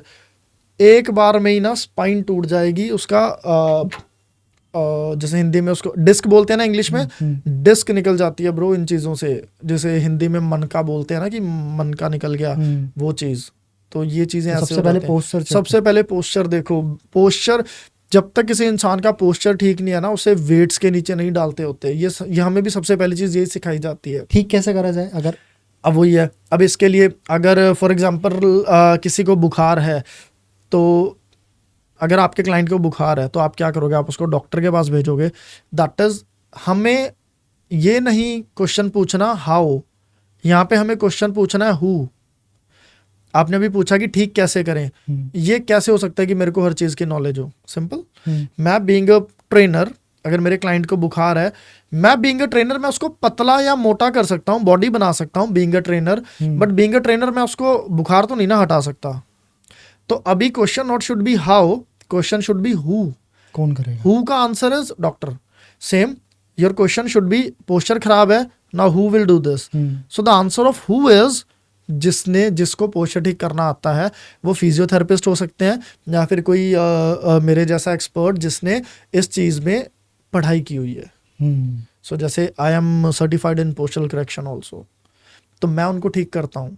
तो मैं पहले उनके पोस्चर पे काम करता हूँ, फिर वो आपसे, अगर आप सर्टिफाइड नहीं हो, आपने चीज़ों में नहीं पढ़ाई की, आप उसको किसी फिजियोथेरेपिस्ट के पास भेज दो, किसी कायरोप्रैक्टर के पास भेज दो, वो लोग डील करेंगे। जब उनका पोस्चर देखो, सबसे मेन चीज़ इज बंदा जिम में हेल्थ के लिए आया है। अगर यार आप उन्हीं चीज़ों को नज़रअंदाज करके उनकी हेल्थ खराब कर रहे हो ना, अगर वो कम से कम कहेगा यार मैं मोटा था पर चल तो रहा था, तुमने तो मेरी हड्डी तोड़ दी, अगला यही रीज़न है कि जो हम जिम के अंदर इंसिडेंट्स देखते हैं, वन ऑफ द रीज़न कि लोग ध्यान नहीं देते और सिर्फ स्ट्रेंथ ट्रेनिंग पे क्योंकि जिम का मतलब लोगों को सिर्फ वेट ट्रेनिंग पता है। एग्जैक्टली, फिटनेस का एग्जैक्टली मीनिंग पता ही बहुत नहीं है। मुश्किल से लोगों को पता है, इसको हमने कोशिश करी इसमें बताने की। हाँ, एग्जैक्टली। तो ये रीज़न इसके पीछे क्या है, जो बहुत लोग फिट टू फिट पर्सन भी क्योंकि आप काफ़ी सारी चीज़ों में सर्टिफाइड हो, कि अच्छा खासा फिट इंसान हमारी नज़र में, बिकॉज ऑफ गुड बॉडी, अच्छे पोस्चर्स, उसको भी हार्ट अटैक आ चुका है, वो भी बहुत अलग अलग तरीके से डेथ हुई है, या बहुत प्रॉब्लमेटिक सिस्टम में पहुंच गया,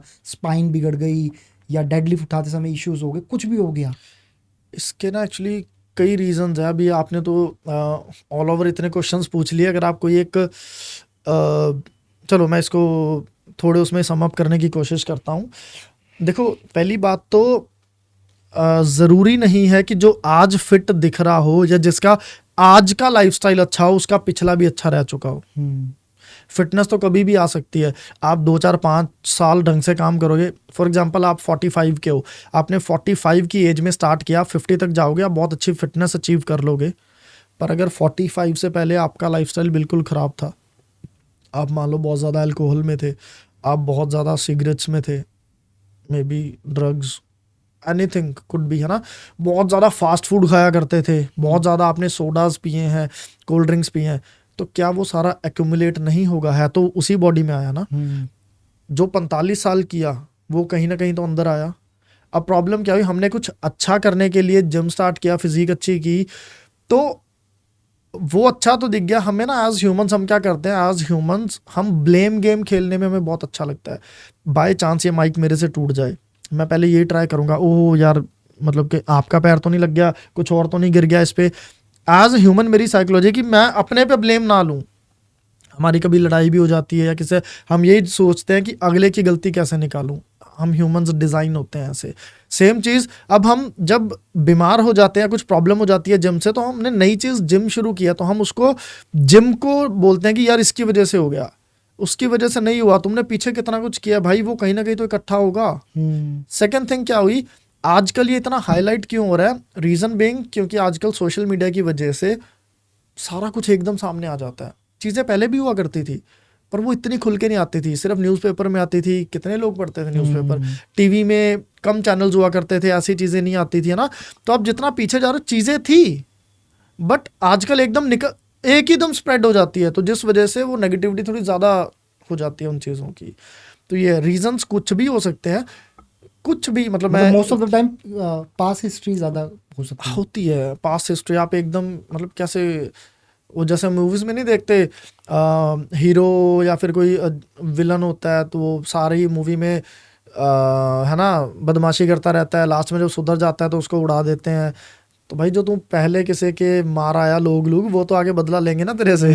तो तू अब सुधर गया, बट जिसके गए वो तो गए ना। तो वही मतलब सेम थिंग उसी हिसाब से चलती हैं चीज़ें। नाउ मेरा प्रोटीन पे क्वेश्चन है कि मार्केट में बहुत टाइप के प्रोटीन्स होते हैं। एक नॉर्मल पर्सन जिसको कोई नॉलेज नहीं है और वो जिम जा रहा है या कुछ भी कर रहा है, उसको एक प्रोटीन कंज्यूम करना है, क्या देख के वो प्रोटीन बाय कर सकता है? और इसी में मेरा एक क्वेश्चन और, पहले हम इसको क्लियर करेंगे। आजकल प्लांट बेस्ड प्रोटीन भी आ गए है ना, तो कहाँ शिफ्ट हो? लोगों को कंफ्यूजन इतनी है कि ये वे प्रोटीन पे जाए, प्लांट बेस्ड प्रोटीन पे जाए, या खरीदे तो कैसे खरीदे? ओके सबसे पहली चीज़ तो मैं सजेस्ट करूँगा कि अगर आप ऐसे देखो नॉर्मल इंसान हो, नॉर्मल सी मतलब बॉडी बिल्डर टाइप नहीं बनना है और वो वाला फिजिक अटेन नहीं करना है, फिटनेस के लिए कर रहे हो, तो इफ़ इट इज़ पॉसिबल तो अपना सारा प्रोटीन आप फूड से लो। Do not go for a supplement okay. अगर पॉसिबल है। अगर कुछ ऐसा कंसर्न है कि यार आप कहीं बाहर काम करते हो, सिंगल रहते हो, भागना पड़ रहा है सुबह से शाम तक, बनाने का टाइम नहीं है, क्योंकि प्रोटीन को लेना दैट इज़ ईजी, शेक किया पी लिया ख़त्म कहानी है ना, कुछ बनाना नहीं, इसमें पानी डाला और हो गया। तो फिर आई विल सजेस्ट कि देखो मैं भी कोई भगवान नहीं हूँ, इंडियन इंडस्ट्री ना 70-80% सप्लीमेंट इंडस्ट्री फेक पे चल रही है, पता है। शायद मैं भी अगर कभी कोई प्रोटीन लेके आऊँ मैं भी शायद डुप्लीकेट ले आऊँ, क्योंकि वो सच आप टेस्ट है ही नहीं यार। आप एक 3,000 के डब्बे का टेस्ट करवाते हो ना, टेस्ट 4,000-5,000 का होता है, कितनी बार करवा लोगे?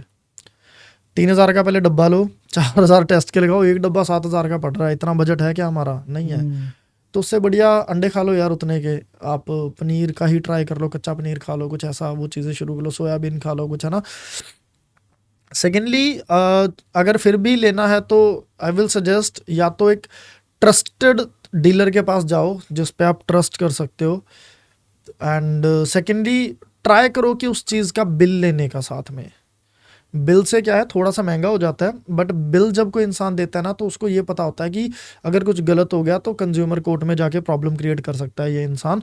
तो फिर थोड़े से चांस बढ़ जाते हैं कि आपको ना रियल चीज़, ओरिजिनल चीज़ दे, सेफेस्ट वे में से ले जाएगा बंदा। मतलब यही है। बाकी नए हो तो आई विल नॉट सजेस्ट कि यार घर से ही कर लो या तो अच्छा ब्रांड हो या ट्रस्टेड डीलर होना चाहिए। देखो ब्रांड अच्छा है, अगर किसी ने घर पे उसको खोल के उसका असली सामान निकाल के कुछ और भर के पैक करके दे दिया, आप क्या कर लोगे? क्या कर लोगे? तो इस बेसिस पे ट्रस्टेड डीलर पे जाना चाहिए। हाँ, या तो मतलब बहुत ट्रस्टेड डीलर हो, या फिर वो ये कि बिल ले लो, बिल से थोड़ा सा अगला इंसान डर जाता है, मतलब पक्का बिल लो, कच्चा नहीं। तो वहाँ पे थोड़ा सा ये होता है कि, और उसको बोल दो, कानों में डाल दो कि अगर कुछ होता है तो यू विल बी रिस्पॉन्सिबल। तो आई कैन लेते समय हाँ मतलब ऑब्वियसली यार वो आपकी हेल्थ पे है ना। सेकेंडली वो कि यार हेल्थ पे जब आप पैसा लगा रहे हो तो कम नहीं लगाना चाहिए। हेल्थ पे खुल के पैसा लगाओ, चाहे वो ट्रेनर्स पे लगा रहे हो, चाहे वो डाइट पे लगा रहे हो, चाहे सप्लीमेंट्स पे लगा रहे हो। क्योंकि एक चीज़ समझो, अगर आपको लग रहा है ना कि हेल्थ एंड फिटनेस महंगी है, भाई एक बार हॉस्पिटल का चक्कर मार के देख लो, आपके फुल बॉडी टेस्ट देख लेना कितने के हो रहे हैं, और तो छोड़ो। और जो लोग वहाँ पे बेचारे आज के टाइम पे एज पर द रिपोर्ट, खासकर मेट्रो सिटीज़ के अंदर लोग हेल्थ को आई थिंक सबसे लास्ट ऑप्शन पे प्रेफर करते हैं, नॉट फॉर फर्स्ट। और जबकि फर्स्ट होना चाहिए, क्योंकि आपकी मेरे काफ़ी जानने वाले हैं, उन्होंने मुझे एक चीज़ बताई थी कि भाई ज़िंदगी के अंदर ना तेरी वाइफ ना तेरे मम्मी पापा कोई तेरे साथ नहीं खड़े होंगे, सिर्फ तेरी हेल्थ साथ में खड़ी होगी। वो अच्छी होगी तो तू दुनिया का साथ और अपना साथ दे पाएगा, अदरवाइज नहीं दे पाएगा। तो हेल्थ इज़ फर्स्ट, और सबसे प्रायोरिटी पे ही हेल्थ होनी चाहिए आपकी। नहीं रखते हैं लोग ब्रो, नहीं रखते हैं, आपको नहीं पता। मैं आपको ये पर्सनल लेवल पे बताता हूँ। मैं ना पहले, मेरा ट्राई सिटी में अच्छा चल रहा है, ठीक है, कोई वो नहीं है, अपना 3 जिम्स हैं, थिंग्स आर गोइंग गुड। मैंने ना मेरे मॉम, जो मेरा होम टाउन है वो लुधियाना में है, दैट इज़ मेरे जिम से 100 किलोमीटर की दूरी पे है। तो मेरे मॉम ओवरवेट हैं थे, ठीक है। तो अब वो 100 किलोमीटर दूर थे, तो मैं उनको पतला कर नहीं पाया, क्योंकि मैं वो ना वो जिम में आ सकते मेरे पास, ना मैं जा सकता हूँ घर पे रोज़ 100 किलोमीटर, तो पॉसिबल नहीं था। जिस वजह से ओवरवेट होने की वजह से ना मेरे मॉम के थोड़े कंसर्न्स शुरू हो गए, नी पेन वगैरह ये चीज़ें ना। तो मैंने मेरे मॉम को ना ऑनलाइन प्लान में डाला मेरे, कि चलो यहाँ से सारा कुछ मैं करूँगा, मैं प्लान दूंगा, डाइट प्लान मैं करूँगा, आपकी डिसिप्लिन पे मैं ध्यान रखूँगा, सप्लीमेंटेशन क्या रहेगी, आपकी डेली रूटीन क्या रहेगी, एक्सरसाइजेज क्या रहेगी, वो सारा कुछ मैं करूँगा। तो मैंने ना वो स्टार्ट किया उनके साथ, and you will not believe, 2 महीने में इतने बढ़िया रिजल्ट्स आ गए ना, सारे दर्द दुर्द गायब हो गए, एंड बढ़िया रिजल्ट आ गया। मैं आपको even I will give you the photo of my mom, आप लगा देना कहीं भी, तो वो रिजल्ट देखना, क्या बढ़िया रिजल्ट आया उनका। अब फिर वहाँ से मैंने सोचा कि यार अगर मैं अपने मॉम का कर सकता हूँ, तो वाई नॉट मैं बाकियों को भी हेल्प करूँ। कि मैं यहाँ पे बैठा हुआ, अगर 100 किलोमीटर दूर मेरे मम्मा है, मैं उनको रिजल्ट दे दिया वेट लॉस का, तो चलो मैं सारे इंडिया में भी कर सकता हूँ काम। दैट्स वाई मैंने फिर ये ऑनलाइन फिटनेस बिजनेस अपना शुरू किया, कि चलो जहाँ से आप ये लोगों को करते हैं, ट्रेन करते हाँ हो। ट्रेन करूँ। देखो बिजनेस का बिजनेस है, हेल्प की हेल्प है, क्योंकि end of the day I understand people work for money, money is everything, but अगर आप उसके ऑपोजिट किसी को ऐसी चीज़ दे रहे हो कि जिसके साथ मैं हेल्थ दे रहा हूँ लोगों को, हमारी फिटनेस इंडस्ट्री हेल्थ देती है, उस हेल्थ के साथ आप अपने आप के साथ ज़्यादा टाइम स्पेंड कर सकते हो, ज़्यादा जियोगे, अपने लव वंस के साथ ज़्यादा टाइम स्पेंड करोगे, ज़्यादा जियोगे, ज़्यादा कमा पाओगे, आपकी हर एक चीज़ सॉल्व हो रही है, सारा पर्पस सॉल्व हो रहा है। तो मैंने ऑनलाइन शुरू किया। तो लीड्स आती हैं, मैं बात करता हूँ डेली, मेरी नियर अबाउट 30-40 लोगों अभी से तक आप बात कितने होती है। लोगों को ट्रेन कर चुके हो? हज़ारों, आई से, मतलब मेरे पूरे करियर में, नॉट सिर्फ ऑनलाइन सारा कुछ मिला के, क्योंकि मैं होम पर्सनल ट्रेनर भी रह चुका हूँ। जो मेरे क्लाइंट्स हुआ, मैं ट्राई सिटी के जो प्रॉपर बढ़िया एलीट क्लास पीपल थे, मैं उनके साथ उनका होम पर्सनल ट्रेनर था मैं। जैसे हाई कोर्ट के जजेस, एडवोकेट्स, डॉक्टर्स, हार्ट सर्जन्स, वैसे प्रॉपर बढ़िया लोगों के साथ आया है वो ऑलवेज। अब तक का कोई ऐसा केस निकल गया जो एक्सट्रीम, मतलब आपके लिए थोड़ा चैलेंजिंग रहा हो? चैलेंजिंग था एक्चुअली। मेरे एक क्लाइंट थे, मैं उनका नेम तो नहीं लूँगा, he was from Chandigarh, IAS थे वो, एंड ओवरवेट थे वो काफ़ी ना। तो when I first met him, वो लिटरली कुछ ज़्यादा ही ओवरवेट थे, एंड आई वाज लाइक कि डूड, इनको पतला करना एक इश्यू रहेगा। उसका रीज़न ये था कि ओवरवेट थे वो तो अलग चीज़ थी, बट उनका टाइमिंग का बहुत प्रॉब्लम रहता था। वो 2 दिन चंडीगढ़, 3 दिन 4 दिन दिल्ली, ऐसे मतलब उनका यही रहता था, ट्रैवलिंग ज़्यादा थी। इतना ज़्यादा ट्रैवलिंग। एंड उसके बीच में ऊपर से प्रॉब्लम क्या हो गई, जैसे I was telling you the health fitness parameters, तो उनकी फंक्शनैलिटी भी काफ़ी कम हो चुकी थी उनके ओवरवेट होने की वजह से। उन तो मैंने क्या चीज़ चेक उनकी, मैंने उनका एक बार फुल बॉडी टेस्ट किया, नॉट वो ब्लड टेस्ट लेके, वो चीज़ें नहीं, फिटनेस का टेस्ट किया। तो वहाँ पे मुझे जो एक चीज़ समझ में आई, वेट लॉस का तो कंसर्न उनका था ही, बट उन्होंने एक चीज़ मुझे बोली कि साहिल, मैं ना यार मैं कंफर्टेबल रहना चाहता हूँ। उन्होंने ये चीज़ बोली, ठीक है, कि मैं बस आराम से चीज़ें कुछ भी कर लूँ, मैं जुड़ा जुड़ा सा फील करता हूँ, ये चीज़ें है ना, उन्होंने बोली। तो देन आई एनालाइज्ड कि मैंने उनकी फुल बॉडी की रेंज ऑफ मोशन चेक की, क्या क्या जॉइंट्स कितना कितना मूव कर रहे हैं। तो उनकी वो बहुत कम थी रेंज ऑफ मोशन। तो मैंने उसके ऊपर काम करना शुरू किया। वेट लॉस तो मैं बहुत बढ़िया उनका करवा नहीं पाया, रीज़न बीइंग क्योंकि वो उतना मुझे टाइम नहीं दे पाए जितना मेरे को वेट लॉस के लिए चाहिए था। बट हाँ, मैंने जो उनका range of motion her joint का बढ़ाया, उनके शोल्डर जॉइंट का, उनके हिप जॉइंट का, नी जॉइंट, उनकी गर्दन का पूरा, ये चीज़ों पे मैंने काम किया। And you will not believe, उतने ही बॉडी वेट में 1-2 किलो ऊपर नीचे के चक्कर में, उतने में ही अब वो इतना कंफर्टेबल हो गए थे ना, ही वाज लाइक कि यार ये सारे काम मैं अब इजीली कर रहा हूँ, मैं अपनी ट्रैवलिंग इजीली कर पा रहा हूँ, मैं क्लाइंट के साथ आराम से बैठ पा रहा हूँ, मैं अपनी चेयर के ऊपर ज़्यादा टाइम तक बैठ पा रहा हूँ।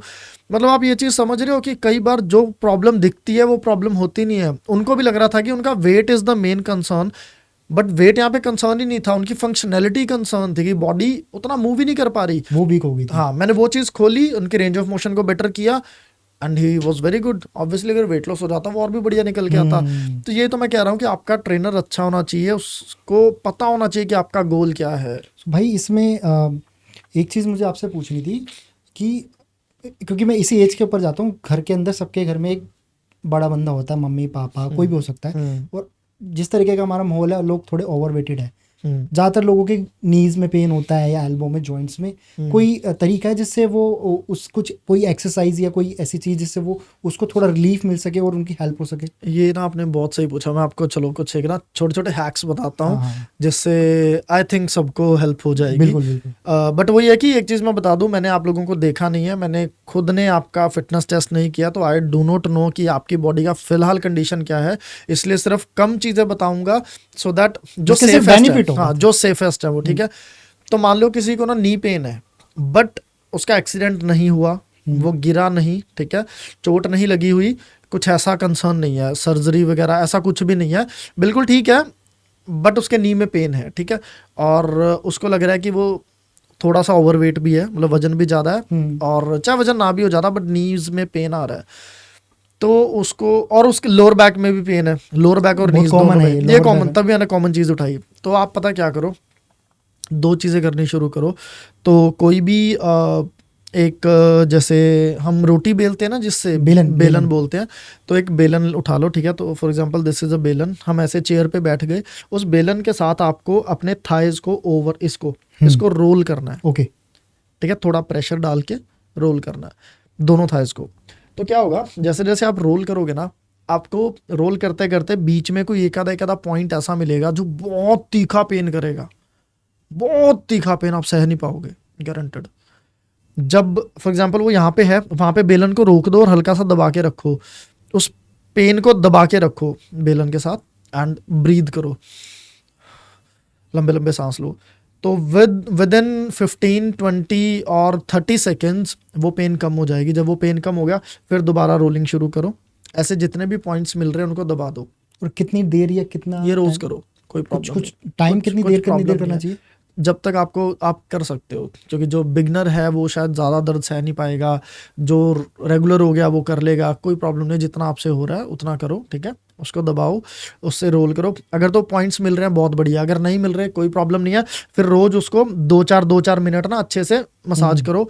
अगर बेलन नहीं है तो हाथ से भी थोड़ा डीप करके अंगूठों से मसाज करो। बोतल भी हो सकती है गोल, है ना, कोई भी रोलिंग चीज। नहीं, थोड़ा ना वजन, क्योंकि बोतल से आप प्रेशर नहीं दे पाओगे, बेलन या कुछ स्टिक, डंडी, कुछ ऐसी चीजें चाहिए जिससे प्रेशर आप दे सको, ठीक है। अगर कुछ ऐसा नहीं है तो हाथों को यूज कर लो, ऐसे इस तरीके से ना हाथों को करके वो कर लो। फ्रंट ऑफ द थाइज को इसको रिलैक्स करो, नी पेन भागना शुरू हो जाएगा और बैक पेन भागना शुरू हो जाएगा सिर्फ इससे। ओके, अब ये कोई जादुई हैक नहीं है कि अरे वही तंत्र बता दिया वो बता, ऐसा कुछ भी नहीं है, साइंटिफिक रीज़न है।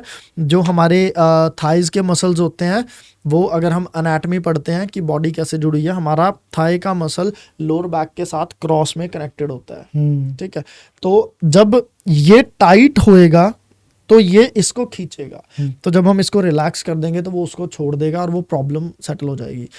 तो जब ये रिलैक्स होगा तो इसलिए लोअर बैक को इजी करेगा तो पेन कम होएगी। सेकंड थिंग, अब क्योंकि ये थाई का मसल यहाँ से मेरे नी को भी जुड़ा हुआ है, तो जब ये टाइट होगा तो ये इसको खींचेगा, नी को ऊपर को खींचेगा तो जोर पड़ेगा उस पर। जब ये रिलैक्स हो जाएगा तो वो उसको भी छोड़ेगा, ऊपर से वो उसको छोड़ेगा, नीचे से नी को छोड़ेगा, दोनों में रिलैक्सेशन आ जाएगी। सिंपल, ये साइंस है। तो मैं वो तंत्र मंत्र नहीं बताता, मतलब ये वो जो भी है वो लॉजिकल है। ओके, सबसे ज़्यादा जो मैं एज वाइज नहीं पूछ रहा, एक अनहेल्दी के सिम्टम्स क्या होते हैं एक पर्सन, मैं ये नहीं कह रहा कि बॉडी वेट बढ़ जाए, एक अनहेल्दी पर्सन के अंदर जो भी अनहेल्दी है, सिम्टम्स क्या आते हैं सबसे पहले? देखो, साइंस क्या बोलती है, अनहेल्दी वो है जिसको डॉक्टर की ज़रूरत है। अगर आप डॉक्टर के पास जा रहे हो, कोई भी ऐसा सिम्टम जिसके लिए आपको डॉक्टर के पास जाना पड़े, आप अनहेल्दी हो, हमने क्या कर दिया, हमने ना डेफिनेशन ही चेंज कर दी। हम लोग अनहेल्दी मानते हैं मोटे इंसान को, वो अनफिट है, अनहेल्दी नहीं है। हेल्दी टर्म ही डॉक्टर के साथ जाती है, ठीक है। तो पहले फंक्शनल हो जाओ, फंक्शनल के बाद आपको हेल्दी होना पड़ेगा। हेल्दी कौन करेगा? डॉक्टर। फिर उसके बाद आपको फिट होना पड़ेगा। फिटनेस के 5 पैरामीटर मैंने आपको बताए, उनको ठीक कौन करेगा? ट्रेनर। अब इसके बाद फिटनेस के बाद आप इसको जो लास्ट थिंग होती है वो परफॉर्मेंस होती है। परफॉर्मेंस में आपकी फिजिक आती है। अब आपको कैसी शेप चाहिए, क्या चाहिए आपको? आपको फिजिक चाहिए, आपको पावर चाहिए। जैसे शॉट पुट खेलते हैं हम, जेवलिन थ्रो, ये परफॉर्मेंस की चीजें हैं। कबड्डी खेल रहे हो अगर आप, फॉर एग्जांपल, कबड्डी तभी खेल पाओगे ना जब फिट होगे। फिट बंदा ही कबड्डी खेल सकता है ना, कबड्डी खेलते खेलते फिट थोड़ी होंगे। You getting it? ये थोड़ा डीप है। फिट हो तब कबड्डी खेल पाओगे, नहीं तो किसी हॉस्पिटल से उठा के थोड़ी कबड्डी किसी को खिला दोगे। फिट होने के लिए हेल्दी तो होना पड़ेगा ना। पीछे आते हैं, हेल्दी दैट इज डॉक्टर के पास चक्कर नहीं जा रहे, तभी तो फिटनेस पे काम करोगे। और पीछे चलते हैं, डॉक्टर हेल्दी तभी होगे ना अगर आप पलंग से उठना शुरू करोगे। आपकी हो सकता है पलंग पे रहने के 3-4 चीज़ें हो सकती हैं कि आपकी उम्र ज़्यादा है, उस वजह से आपकी फंक्शनैलिटी कम होगी। जैसे अभी जो मैंने मेरे क्लाइंट के बारे में बताया था, उनकी फंक्शनैलिटी कम होगी जो IAS थे, ठीक है। उसका reason bad, I will not से, हाँ, bad habits of the day, हाँ वो चीज़ें है ना, कि कर ही नहीं रहे हैं कुछ अपनी फिटनेस के लिए, वो सारी चीज़ें। तो उस हिसाब से पहले फंक्शनल रहो, फंक्शनल के बाद हेल्थ पे काम करो, हेल्थ के बाद फिटनेस पे काम करो, फिटनेस के बाद परफॉर्मेंस की ये चीज़ें आती हैं जब आपको अपनी फिटनेस से मैक्सिमम परफॉर्मेंस निकाल के देनी है।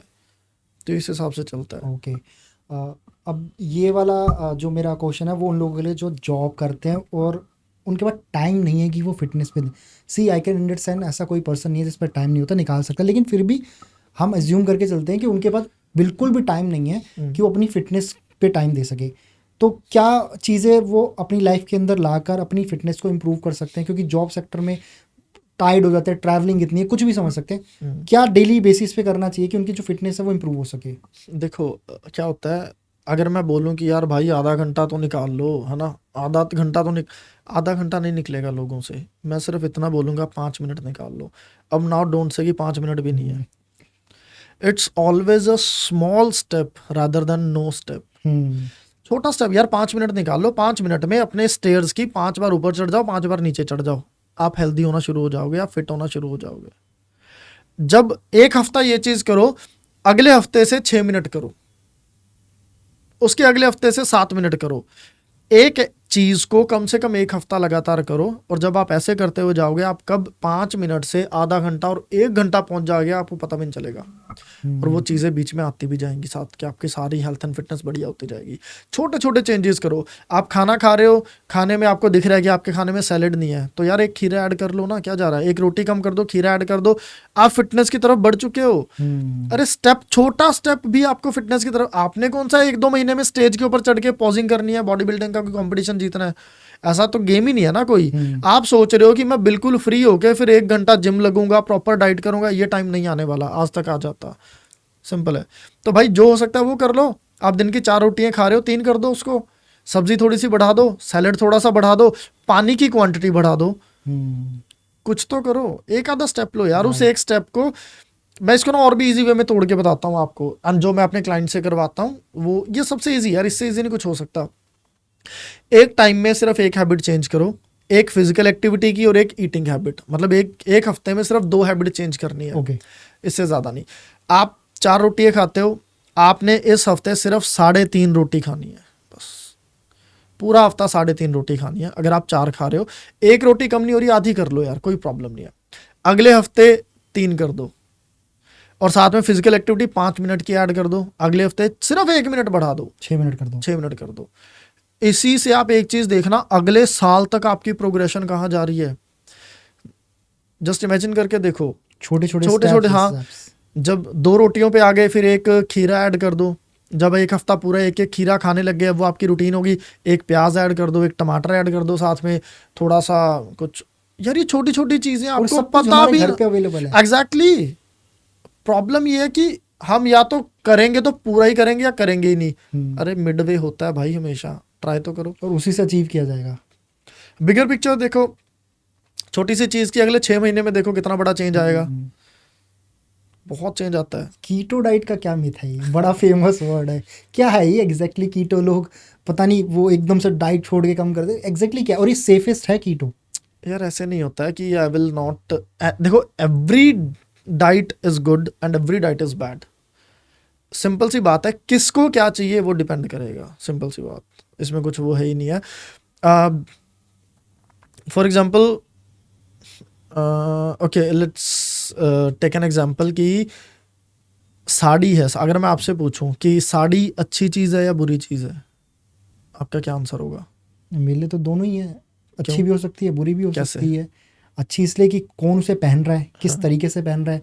बुरी इसलिए कई लोग न्यूडिटी भी शो करते हैं साड़ी पहन के भी बहुत तरीके से, तो वो इस वे में हाँ, मैं कुछ आपको बोल इसको सकता हूँ। और इजी करता हूँ। देखो, मैंने आपसे, अगर कोई मेरे से पूछे कि साहिल अगर साड़ी अच्छी कब है, जब एक लड़की पहने, बुरी कब है, जब एक लड़का हाँ। पहने। अब ये इसका आंसर क्या निकला कि वो किस सिचुएशन में जा रही है ना। आपने मेरे को साड़ी गिफ्ट की, साहिल पहन आज से साड़ी, चाहे साड़ी तुम्हारी भाई 100 करोड़ की हो, मैं नहीं पहन सकता हूँ, मेरे लिए तो बुरी है। और वही अगर एक फीमेल को गिफ्ट कर दी, चाहे 200 वाली हो, चाहे 200 वाली, वो मतलब शी इज डैम हैप्पी। वही चीज इसके साथ है। कीटो डाइट अच्छी है कि बुरी है? नहीं, रॉन्ग क्वेश्चन। किसके लिए? उस बंदे का कंसर्न क्या है, वो बंदा क्यों कर रहा है, उससे डिपेंड होगा कि अच्छी की बुरी नहीं है। क्योंकि end of the day weight loss करना है, कैलोरीज डाउन करनी पड़ेगी। कीटो में भी कैलोरी डाउन होती है, इंटरमिटेंट फास्टिंग में भी कैलोरी डाउन होती है, जीएम डाइट में भी कैलोरी डाउन होती है। मेन थिंग इज आप कौन सी डाइट को कितना सस्टेन कर सकते कीटो हो। को ही क्यों ज्यादातर हाईलाइट किया गया है हर जगह पे? कीटो ना, आपने खुद देखा होगा हर जगह हाँ, कीटो इज अ वेरी उसका फेमस। रीजन ये है कि एक तो ये, जब हम रील्स वगैरह बनाते हैं ना, इन्फ्लुएंसर्स लोग, हम लोग क्या करते हैं, हमें कुछ ऐसा हुक चाहिए होता है जिसकी वजह से लोग आए। हम सेम ही चीज़ बोली जाएंगे, भाई कम खाओ पतले हो जाओगे, कम खाओ पतले हो जाओगे, नहीं चलेगी भाई, क्योंकि रील्स बना रहे हैं, पैसा चाहिए लोगों को, ठीक है। तो जितना मर्जी कह लें सोशल सर्विस, भाई end of the day money के लिए काम सब लोग हाँ करते हैं। ऑब्वियसली। तो ये वर्ड कुछ ना कुछ यूज़ करते हैं सो दैट लोग अट्रैक्ट हों। तो कीटो इज़ अ वर्ड, क्योंकि कीटो डाइट अगर आप लिटरली फॉलो करते हो, मेरे हिसाब से सबसे अमेजिंग रिजल्ट्स कीटो डाइट देती है, सिर्फ रिजल्ट्स की बात करूं तो। पर मेरे हिसाब से सबसे मुश्किल से फॉलो करने वाली डाइट भी कीटो है। कीटो फॉलो करनी इज़ नॉट ईजी। काफ़ी लोगों ने उसके लिए बैड कमेंट्स भी करे हैं कि कीटो से आपकी बॉडी भी क्या बोलते हैं प्रॉब्लमेटिक सिस्टम में आ सके, क्योंकि कीटो 2-5 दिन तक के लिए ठीक है, जिनको किसी फंक्शन में मोस्ट ऑफ द टाइम वो टाइम कीटो नहीं फॉलो करते नहीं, हैं इनको फंक्शन, लेकिन अगर आप लॉन्ग टर्म फॉलो कर रहे हैं कीटो, वो आपके सिस्टम को खराब कर सकती है। कीटो का ये सीन है कि अगर आप कीटो को अगर आप 2 से के आसपास फॉलो करते हो, दिस इज गुड। 2 महीने तक फॉलो कर, Continuous। हाँ। क्योंकि क्या होता है, लोगों को लगता है कि एक हफ्ता फॉलो कर ली कीटो, अरे एक हफ्ते में तो बॉडी कीटोसिस में जाती ही नहीं है। ये ना एक बहुत डीप साइंस है, तो मैं मतलब उतना डीपली बता ही नहीं पाऊंगा यहाँ पे, लोग समझ ही नहीं पाएंगे।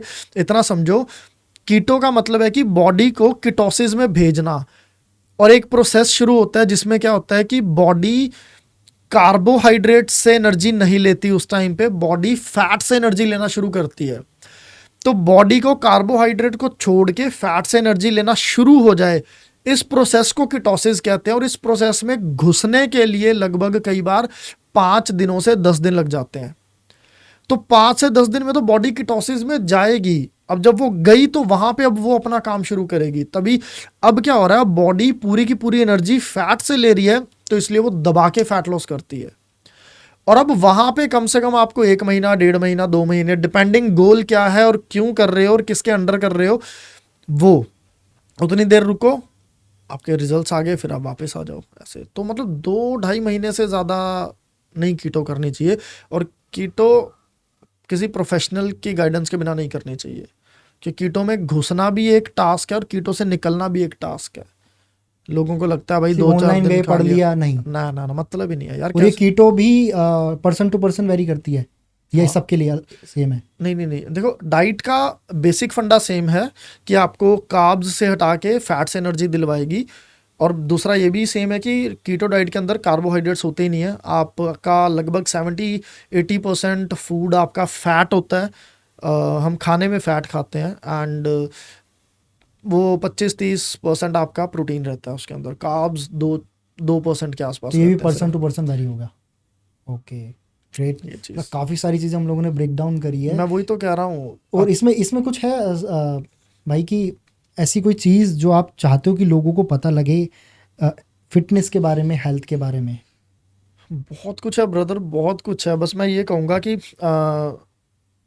बहुत कुछ है, अब मैं क्या-क्या बताऊँ कोई भी इसको। ऐसी चीज़ जो हाँ, आपको लगता हो कि ये लोगों तक, नॉर्मल लोगों तक ये बात पता होना बहुत ज़रूरी है?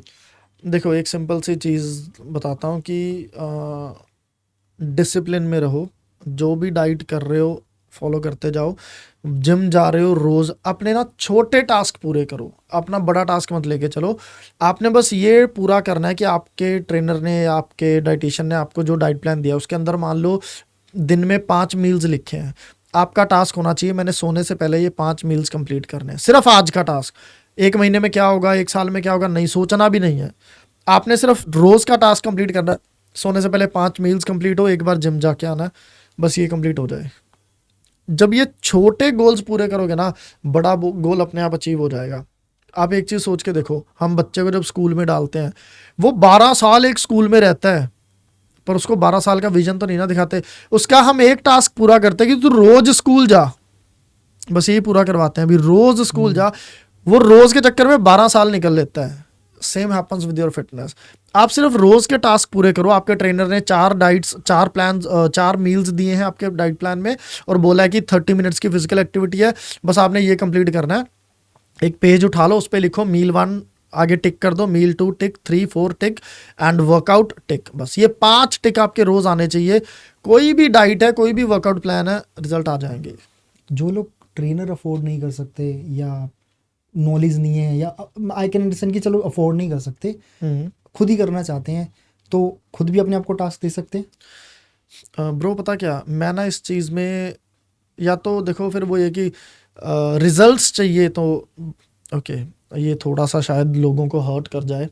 भगवान ना करे अगर घर में कुछ प्रॉब्लम हो जाए, डॉक्टर की ज़रूरत पड़े, सर्जरी की ज़रूरत पड़ जाए, और वो डॉक्टर या सर्जरी को अफोर्ड ना कर पाए, तो क्या करेंगे? अपने किसी को उसको मरने देंगे या नहीं, अफोर्ड करवाएंगे? कुछ भी थिंग करेंगे। इज़ कि उसको प्रायोरिटी पे रखते हैं कि यार मरना जाए, तो भाई हेल्थ प्रायोरिटी नहीं है क्या?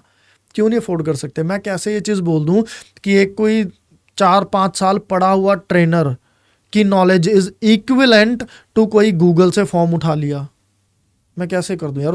उस बंदे की, उसने जो इतना पैसा अपनी स्टडी पे लगाया है, जो वो पर्सनली आपको चेंज करने वाला है, जो एक एक चीज़ आपकी सुन के उस हिसाब से प्लानिंग करने वाला है, डेली आपके साथ बैठ के चीज़ों पे वर्क करने वाला है, मैं कैसे बोल दूं कि वो बंदा, उसकी नॉलेज, उसका टाइम, उसके एफर्ट्स इज इक्वल टू कुछ गूगल से उठा लो, यूट्यूब से उठा लो? पॉसिबल ही नहीं है यार। How can not you afford? मुझे ये नहीं समझ में आता, क्यों नहीं कर, इतना भी बहुत महंगा सारी नहीं है। मेजोरिटी जो बहुत मिडिल क्लास या उससे भी डाउन हाँ, क्लास अफोर्ड नहीं कर सकते, तो क्या ऐसी चीज़ है जो अपनी तो लाइफ में उसमें चेंजेस कर सकते हैं? छोटा सा सिंपल सा ये रूल ऐड करो, रोज कम से कम 25-30 मिनट की फिजिकल एक्टिविटी, कुछ भी वॉक कर लो, जंपिंग जंपिंग कर लो, स्टेयर्स साइकिलिंग, चढ़ जाओ, कुछ भी। स्किपिंग कर लो, वो कर लो, साइकिलिंग, कुछ भी ये कर लो। प्लस अगेन वो थाली वाला हिसाब, जो कार्बोहाइड्रेट्स के सोर्स हैं वो कम होने चाहिए, ज़्यादातर थाली में प्रोटीन होना चाहिए, और फाइबर, सैलड ये ज़्यादा होना चाहिए, ये चीज़ कर लो। पर वो ये कि इसके साथ आपको लॉन्ग टर्म में रिजल्ट अच्छे आएंगे, लॉन्ग टर्म में चलते जाओ, पर कुछ ऐसा अमेजिंग रिजल्ट कर रहे हो, क्योंकि मैं भी एक बेसिक गाइडलाइन दे रहा हूँ। ये हेल्दी ईटिंग का पर पार्ट कहीं है। ये हमें पर अच्छे लेवल तक लेके हाँ चल। हाँ, बुरे से बचा देगा, गंद मंद खाने से, गलत बॉडी को गलत होने से, उन चीज़ों से बचा देगा। बट अगर आप ये लेके चलो कि मेरा ये इतना वेट लॉस करा देगा, अरे जब आपका मेरे को केस ही नहीं पता, तो मैं उस केस को सॉल्व कैसे करूंगा? पर प्रोटेक्ट करके रखेगा। हाँ, पर एक खराब नहीं होने देगा, एंड आपके अंदर सिस्टम को भी बढ़िया रखेगा। And these are the part of healthy eatings, ये उसकी गाइडलाइंस है। तो आप एक हेल्दी पाथ की तरफ चलेंगे इसके साथ। नाउ पॉडकास्ट कंप्लीट करने से पहले मैं कुछ मिथ के बारे में आपसे जानना चाहूँगा। फैट लॉस की मिथ क्या है? मतलब बहुत लोग अलग अलग तरीके की मिथ बता, फैट लॉस या वेट लॉस या जो लोग गेन करें, इनकी मिथ क्या है जो बिल्कुल ही बकवास है? सबसे बड़ा मिथ इसका ये है कि भाई जितना पसीना बहाओगे उतना वजन कम हो जाएगा, उतना फैट कम हो जाएगा। 1% भी नहीं होगा। मैं चैलेंज करता हूँ, मेरे को कोई भी 2 लोग ऐसे दे दो जिन्होंने वेट लॉस करना है या फैट लॉस करना है, एक इंसान को मैं प्रॉपर एसी के अंदर ठंड वाली जगह पे ट्रेनिंग करवाऊंगा, सेम वर्कआउट्स मैं एक इंसान को गर्मी में करवाऊंगा, प्रॉपर हीटर वूटर चला के, काइंड ऑफ वाला स्टफ, और दोनों को सेम रिजल्ट आएंगे। I challenge you. क्योंकि ये इसका कुछ पसीने का लेना देना ही नहीं है। पता नहीं कई लोग ये भी करते हैं जिम में जाके एसी बंद कर दो जी, पंखे बंद कर दो, कूलर्स बंद कर देते हैं। भाई कुछ लेना देना ही नहीं है। एक चीज़ समझो, हम स्कूल गए हैं, पसीना क्यों आता है? पसीने का सिंपल काम क्यों है? पसीना आएगा तो पसीना यहाँ से इवेपोरेट होगा, इवेपोरेशन हमें कूलिंग देती है। पसीना इसलिए आता है ताकि बॉडी वो को ठंडी ठंडक रहेगी। मिले, सिंपल। वो ठंडक मेरा एसी दे रहा है, वो भी छोड़ो। सिंपल सा लॉजिक, अगर जिम्स खुले हुए हैं तो बिजनेस के लिए खुले हुए हैं ना, हर इंसान पैसा कमाना चाह रहा है ना।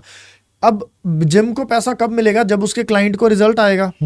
अगर रिजल्ट पसीने से आता तो क्या जिम के अंदर एसी लगे होते या हीटर नहीं लगे होते? ज्यादा पसीना लाने के लिए। तो ये तो पागल हैं सब लोग, है ना, जो मतलब एसी लगा रहे हैं भाई हमारे जिम में इतने एसी, और गलत प्रचार कर रहे हैं। तो वो तो फिर हीटर होने चाहिए ना, कि अंदर घुसते ही भाई पसीना आने लग गया, देख भाई रिजल्ट। तो कुछ तो मतलब लॉजिक होना चाहिए ना यार। स्वेटिंग सिर्फ हमारी बॉडी को ठंडा करने के लिए होती है, क्योंकि वर्कआउट करते करते तापमान बढ़ गया बॉडी का, अब वो इवेपोरेशन के थ्रू कूलिंग आएगी बॉडी में, दैट्स व्हाई स्वेटिंग होती है बस। लोग, अरे पंखे तो छोड़ो बंद, लोग ना जैकेट्स पहन के गर्मियों में भाग रहे होते हैं, लाइक उसका कोई रिजल्ट नहीं है, जीरो।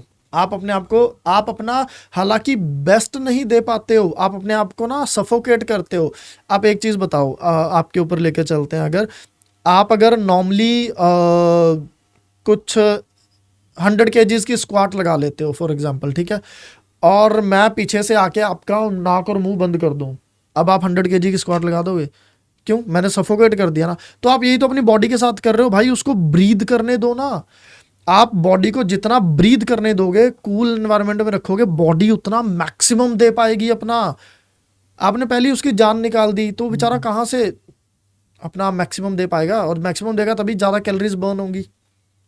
और इसमें भी मिथ है कि लोग कहते हैं कि ट्रेडमिल पे कम भागना चाहिए बिकॉज ऑफ नी इंजरीज ज़्यादा होती है। ये डिपेंड करता है आपका वेट कितना है।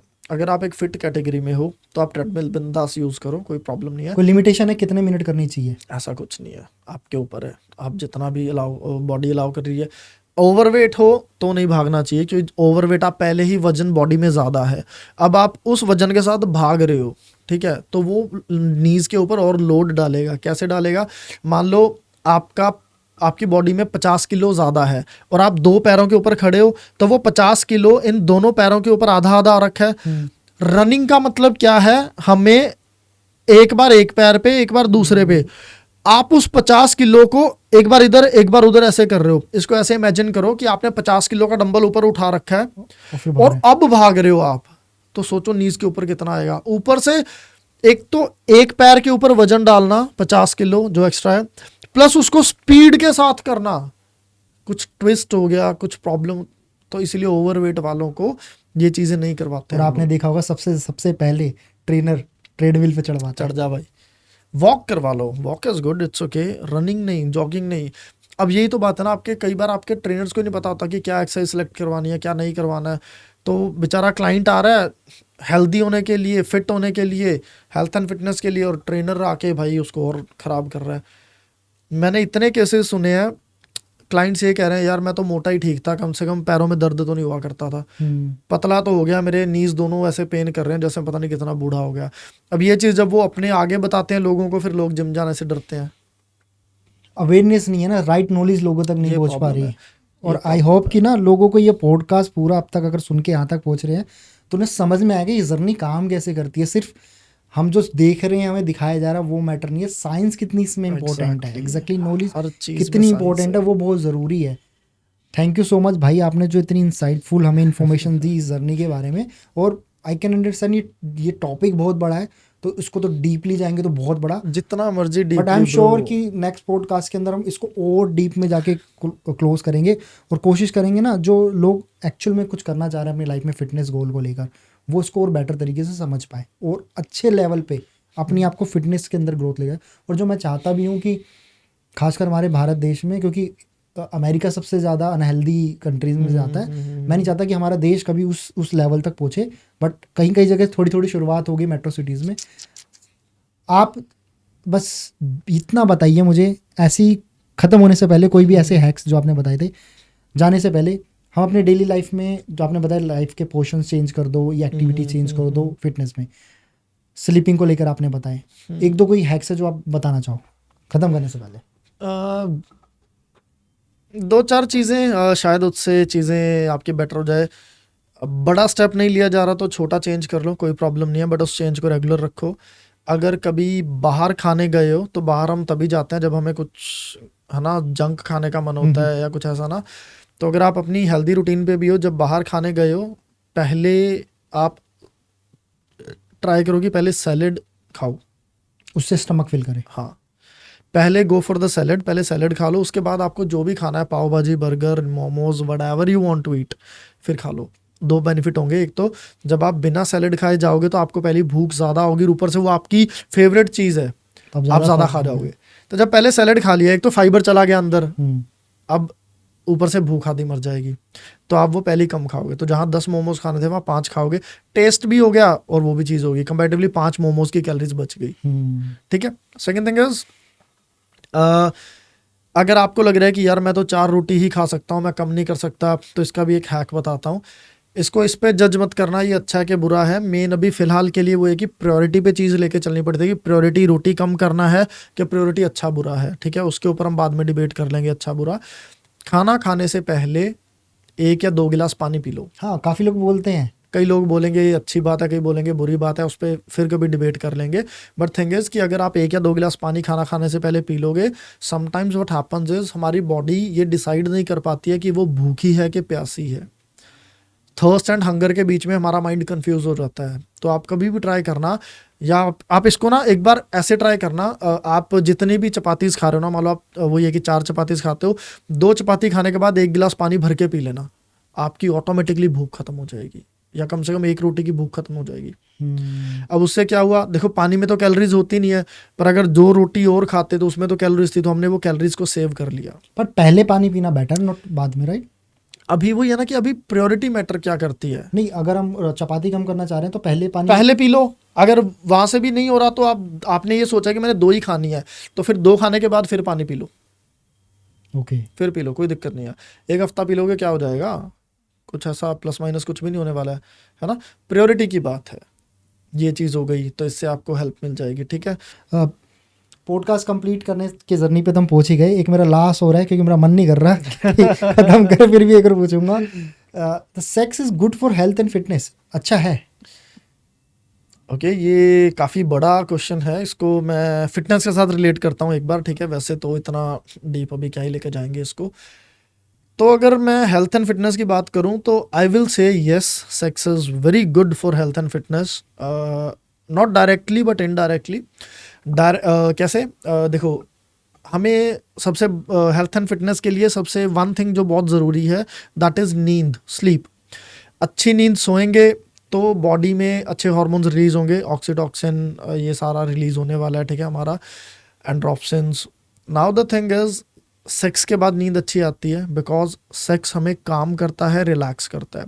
हम जितना काम हो जाएंगे, रिलैक्स हो जाएंगे, उतना जल्दी सो जाएंगे। जितना जल्दी सो जाएंगे और रिलैक्स होके सो रहे हैं तो हम डीप स्लीप में उतना जल्दी जाएंगे। जितना जल्दी डीप स्लीप में जाएंगे, हमारे हैप्पी हार्मोन्स उतना बढ़िया और ज़्यादा रिलीज होंगे। वो जितना ज़्यादा रिलीज होंगे उससे हमारी बॉडी के अंदर का स्ट्रेस एंड अगर बॉडी के अंदर कोई प्रॉब्लम है, रिकवरी वो बेटर होगी। तो जितनी बढ़िया रिकवरी होगी और स्ट्रेस निकलेगा, हम सुबह उठेंगे तो उतने ही बेटर मूड और फ्रेशन अप के साथ हम उठेंगे। तो वो ऐसे निकलता है, ये पूरा मतलब जुड़ा हुआ है, दैट इज गुड। एग्जैक्टली। और सेक्स को इम्प्रूव करना हो, कहीं पे हमारा फिटनेस रोल प्ले होता है यहाँ पर? अगर आप कोई इंसान अपने सेक्स पावर को या किसी भी तरीके से देखा जाए इम्प्रूव करना चाहता है, तो फिटनेस उसके अंदर कहीं ना कहीं पार्ट प्ले करती है। देखो इसको ना मैं अगेन वेरी डीप क्वेश्चन, इसके लिए तो मैं प्रॉपर एक मैं पूरा पॉडकास्ट कर सकता हूँ। तो अगर मैं अगले पॉडकास्ट अगर आप चाहते हो इस टॉपिक पे हो भाई के साथ, तो कमेंट बॉक्स में बताना, ताकि हम इसको पूरी डिटेल्स में ना एक एक चीज़ को कवर करेंगे। लेकिन अभी शॉर्ट फॉर्म में जाते हैं। हाँ, छोटे में बताते हैं। देखो सिंपल सी बात है, फिजिकल एक्टिविटी के साथ आपका सेक्स लाइफ आपकी बेटर होती है। This is very true. Reason छोटा सा एक बताऊंगा, रीज़न मल्टीपल रीजन है, एक छोटा सा बताता हूँ। जैसे हम ट्रेनिंग करते हैं, फॉर एग्जांपल बाइसेप्स की ट्रेनिंग कर रहे हैं या लेग्स की, चेस्ट की, हमें पता है ट्रेनिंग करने से हमारा बॉडी के अंदर ब्लड फ्लो बढ़ता है, सिंपल। अब जितना ज़्यादा ब्लड फ्लो मेरे बाइसेप में बढ़ेगा, उसका पंप उतना ज़्यादा निकल के आएगा। सेम चेस्ट के अंदर जितना ब्लड फ्लो बढ़ेगा, पंप निकल के आएगा। Same happens with our penis. Penis की इरेक्शन कैसे होती है, अगर आप इसको डिटेल में पढ़ोगे, इरेक्शन ब्लड फ्लो से होती है। जब उसमें ब्लड जाएगा तो वो इरेक्ट होगा, नहीं तो उसकी इरेक्शन नहीं होगी, ठीक है।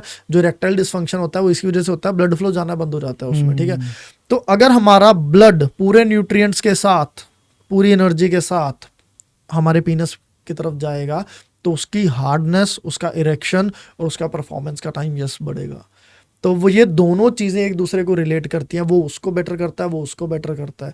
But again excess of everything is bad. अब इसका मतलब ये नहीं कि भाई दबा के सेक्स करो, वो ये ऐसे नहीं होता। Excess of everything is bad, तो you need to know where to stop. Okay, और साथ ही साथ फिटनेस पे भी ये एप्लीकेबल है कि ज़्यादा भी फिटनेस भी नहीं करे कि वो भी एग्जैक्टली आप आधा 1 घंटा वर्कआउट कर रहे हो, वेरी गुड। आप 10-10 घंटे वर्कआउट करो, इंजरी होएगी, गारंटेड इंजरी होएगी, तो that is bad, very bad. ये तो हर चीज पे एप्लीकेबल है। बादाम, तो दोनों ही आपस में रिलेट कर रहे हैं। हाँ, बादाम हो गया जस्ट फॉर एन एग्जांपल, बादाम सबको पता अच्छी चीज है ना। तो अगर आप रोज के 10, 15, 20 बादाम खा रहे हो, वो बहुत अच्छी बात है। रोज के 1-1 किलो बादाम खा के दिखाओ, फिर देखो क्या होने वाला है। तो वही बादाम जो अच्छा करे बुरा करेगा। कोई भी चीज उठा लो, दूध उठा लो, रोटियां उठा लो, excess will be. Thank you so much भाई, इतनी सारी इन्फॉर्मेशन देने के लिए। जल्दी मिलेंगे फॉर श्योर दोबारा, और इस टॉपिक के ऊपर और डिटेल्स में हम बात करेंगे। ताकि जैसे मैंने आपको बताया था ना, और मैं हर किसी से बोलता हूँ, पॉडकास्ट का मेन रीज़न है हम लोगों को नॉलेज दे सकें, एजुकेट कर सकें। ये हमारा मोटो है, नॉट मिर्ची मसाला। एग्जैक्टली कि हम एजुकेट कर सके। 100 में से 10 लोगों की लाइफ भी, अगर 1 लोगों की लाइफ भी इम्पैक्ट पड़ रहा है और इस पॉडकास्ट के थ्रू वो अपनी लाइफ जर्नी कोशिश करता अच्छी करने, फिटनेस की तरफ, तो ये पॉडकास्ट सक्सेसफुल है पूरा का पूरा। एंड आई थिंक कि काफ़ी लोगों को हेल्प मिलेगी अगर वो ये पूरा देखेंगे तो उनका। मेरा सबसे मेन प्रोसेस पता क्या रहता है कि why I love doing podcast या फिर रील्स वगैरह मैं क्यों बनाता हूँ। मेरी सारी रील्स ऐसी रहती हैं कि यार I just want people to know the real thing. उनका सोचने का नज़रिया चेंज हो जाए, देखने का नज़रिया चीज़ों का भी, वो चीज़ चेंज होनी ज़रूरी है। ये नहीं कि जो पुरानों में बोल दिया किसी ने तो बस वही नहीं, बहुत कुछ चेंज हो चुका है। So this is my main podcast. Main चीज़ ऐसी है कि जहाँ पर ना इंसान बहुत कंफर्टेबली, बहुत बड़ी डीपली बात कर पाता है। क्योंकि रील शॉर्ट्स के अंदर आई कैन अंडरस्टैंड, बहुत उसमें भी बहुत आपको उस तरीके का बनना पड़ता है कि 1 मिनट में उतनी इन्फॉर्मेशन देना, जो कि खुद एक चैलेंजिंग पार्ट है, और वो बहुत मुश्किल से लोगों को समझ में आता है। और पॉडकास्ट उसी का बड़ा वर्जन है, उसको हमने खोल के रख दिया कि काम कैसे कर रहा है, ताकि अगर आपको बेसिक चीज़ समझ में आएगी तभी आप प्रोफेशनल बन आप कर पाओगे। True. Thank you so much भाई आने के लिए। Thank you so much. Thank you so much bro. तो मिलते हैं आपसे भी अगले पॉडकास्ट में। Bye bye.